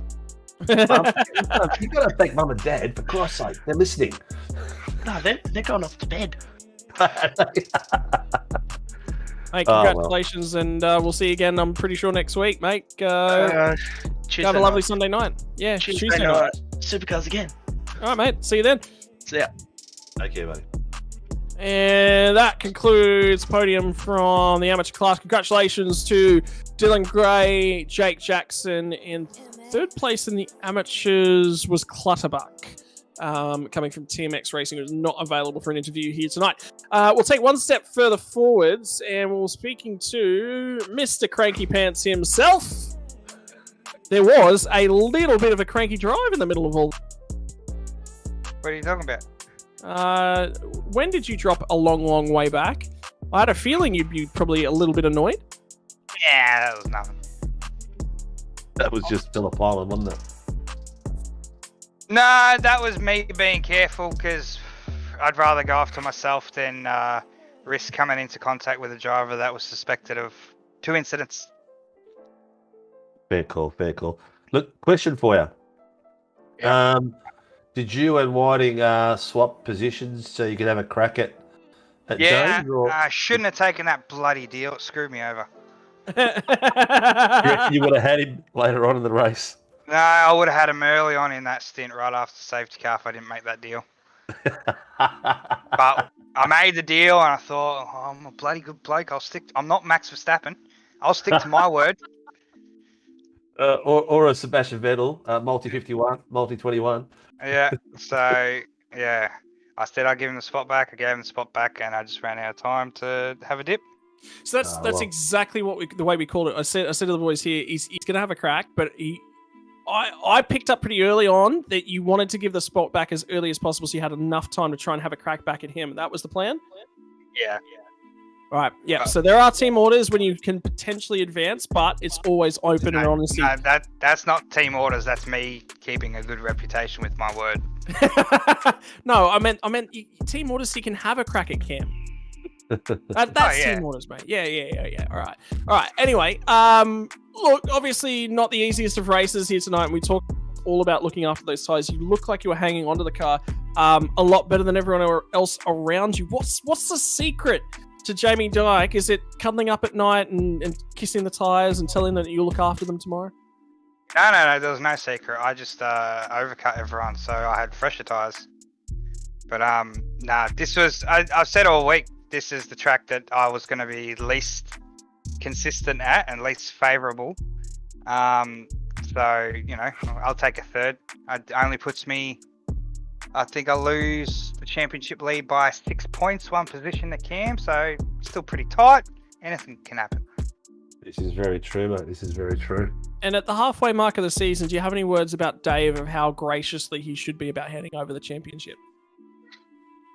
Well, we all know that you carry the number 1. It's a curse. So there's no gracious thing about it.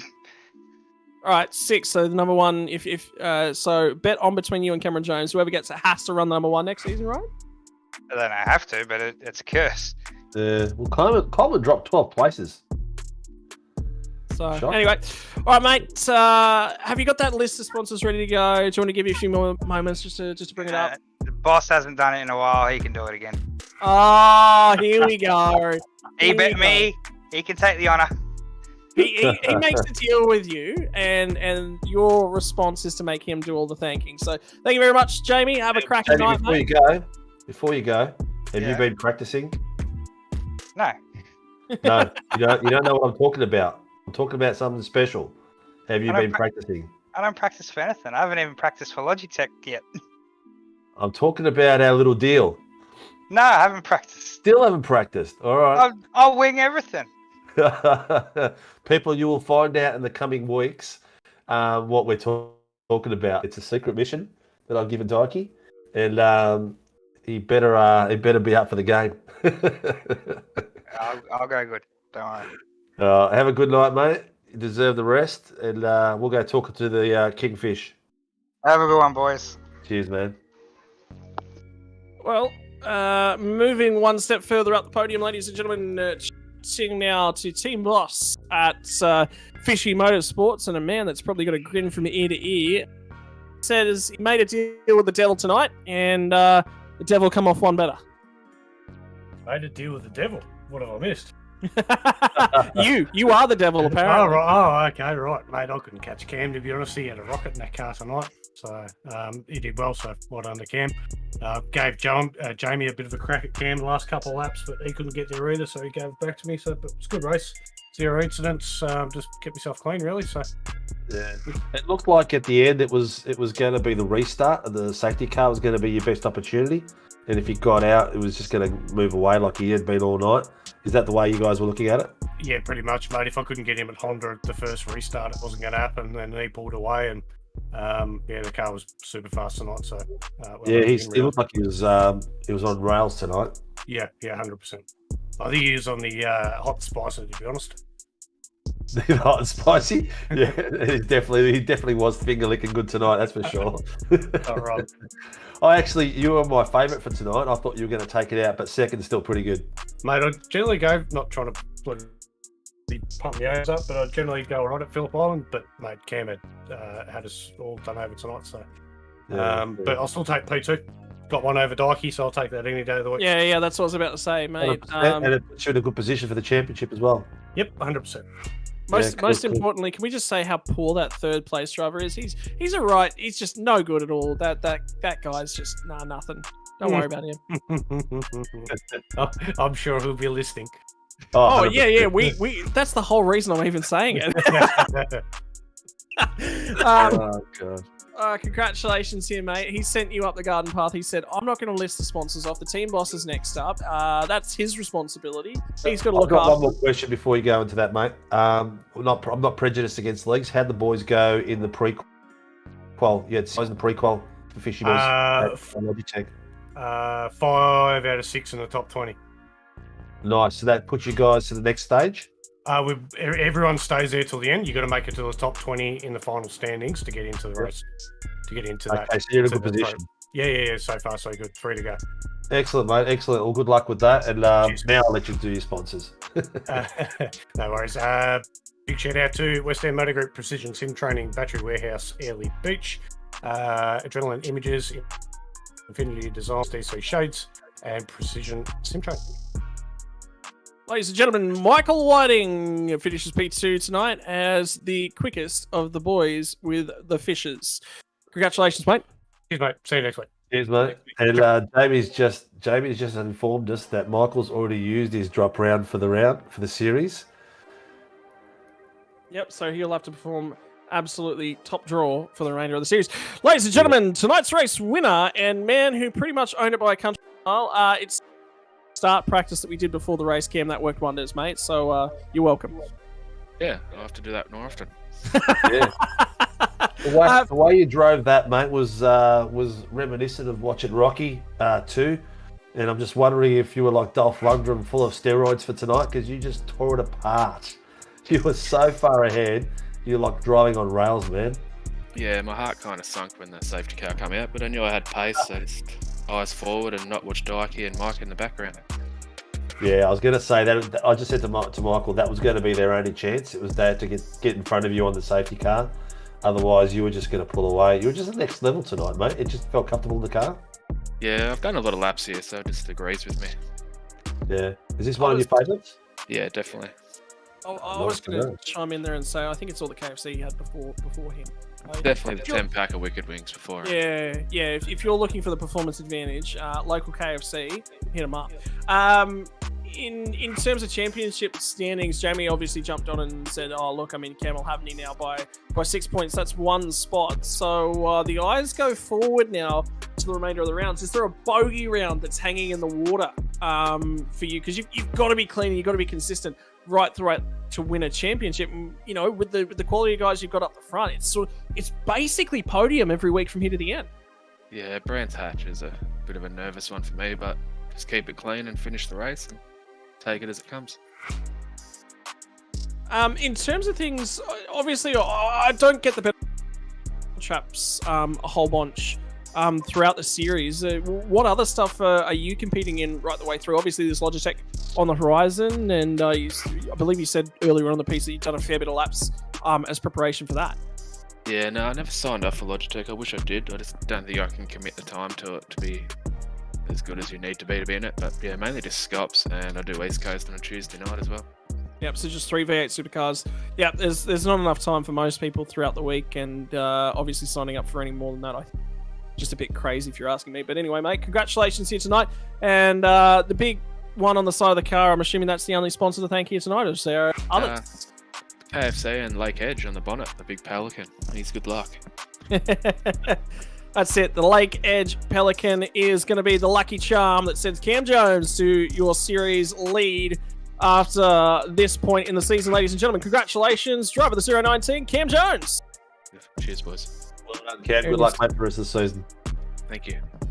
Well, Steve, another hashtag Spinovic Sundays in the books, mate. Well, it was as epic as I thought it was going to be.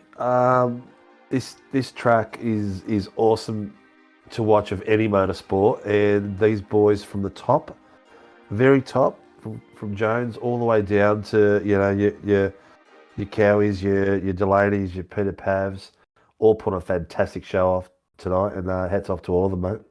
Yep. All right. Well, that is it here tonight from us, ladies and gentlemen, in terms of V8 Supercars. But don't forget all the action that continues to come your way. Tomorrow night, we will be doing another oval doubleheader in our US Open Wheel Series. We're allowed to we're not allowed to specifically state the names of the cars or what they refer to. Iowa is the round and the track that will be coming to you. We will have the broadcast back available for the NASCAR trucks on a Monday night. Following that up will be the US Open Wheel Series in one of our short tracks this season. Catch the action there. It is a tight and technical track in both cars that will take to the circuit tomorrow night. On Tuesday night, we will be heading to, as I get the calendar open, we're going to be heading to Winton National Circuit, I believe, for our next round. And the National Circuit, I believe, is the full layout as well at Winton, so that will be another tricky night for the amateurs, and Steve will jump back behind the wheel then. Then we move on to our Wednesday night proceedings, and they will also be off to Winton National Raceway for the TCRs, followed by the Formula 3s, who will be heading to Bathurst, it is, for round number 4, who will have the control of the mountain. On Thursday night, I believe the prototype series has just been opened up. It was originally heading to Winton, and that may come with a few changes. The Toyota 86s will be at Phillip Island this week. That's bound to be a cracker with all the drafting racing that's created. Very similar to tonight's action. You'll see a lot of side side-by-side stuff before on Friday night we actually head to Long Beach for a 90-minute showdown where the drivers make one mistake and they will end up in the fence before finally we'll see you again next Sunday night for Winton Raceway. Ladies and gentlemen, my name has been Scotty Rattle-gun Rankin, Mr. Steven Sinkovic alongside of me in the co-host chair, and behind the cameras and on the controls of the broadcast is Mr. Nathan Howard, and you heard That's Tyson me. McAvoy at the start of the stream as well. Ladies and gentlemen, from everyone here at Sim Racing World, on behalf of all the sponsors that make it possible for us, one more time through them, thanks to Dragon RC, our proud sponsor here tonight, Warren and Brown Tools, Toyo Sim, and I believe TSL Welding Services as well. That's going to wrap us all up here tonight on your Sunday night. Have a great night, and we'll see you next time.